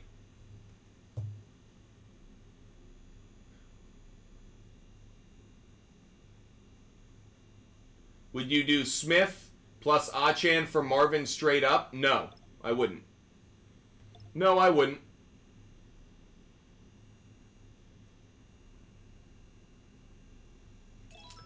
My last 2 picks of the draft, I'm getting my kicker. I'll go McPherson with my kicker. Want one last running back? I have 4 running backs. I have 5 wide receivers, 4 wide receivers, 15 seconds, no pressure. Rome Odunze still on the board. I'll take him because it's an 8-man league, and that is my draft. So finishing out my draft, my team was, I picked first overall. I have Lamar Jackson, Christian McCaffrey, Kyron Williams, Marvin Harrison Jr., Michael Pittman Jr., Brock Bowers, DeAndre Swift, Evan McPherson, the New York Jets defense, Amari Cooper, Evan Ingram, Terry McLaurin, Kyler Murray, Jalen Warren, and Rome Odunze. Appreciate you guys being with us for the entirety of the show. Balls, I'm in a keeper league. Amon-Ra St. Brown, Ayuk, JJ, or Kyron. What 2? I would keep Amon-Ra St. Brown, and I personally would probably keep Kyron, though JJ, the smart thing to do is keep St. Brown and JJ. The smart thing to do is keep Amon-Ra St. Brown and JJ, but Kyron Williams I think might have more value than Justin Jefferson, believe it or not, this year. That is the end of our draft. We have drafted 6 leagues so far this season. We have hopefully 94 more to go, hopefully getting to 100 drafts. That is my goal for the offseason. With that said, appreciate you guys watching the show today. Hope you loved the content, the conversation, everything about what we did. It's been a lot of fun being with you guys for the last 3 hours. This is what our Sundays are going to be like. Me, you, and a lot of sports content. Hopefully you guys have a great Sunday. DM me on Instagram if you want my picks. DM me on my Instagram if you want to do a fantasy league in the next few days. I look forward to seeing you guys on our next show, which will be tomorrow at 4:30, everybody. 4:30 tomorrow will be our next show. Until then, have a great Sunday. Stay healthy, stay safe, and I'll catch you guys tomorrow. Goodbye, everybody.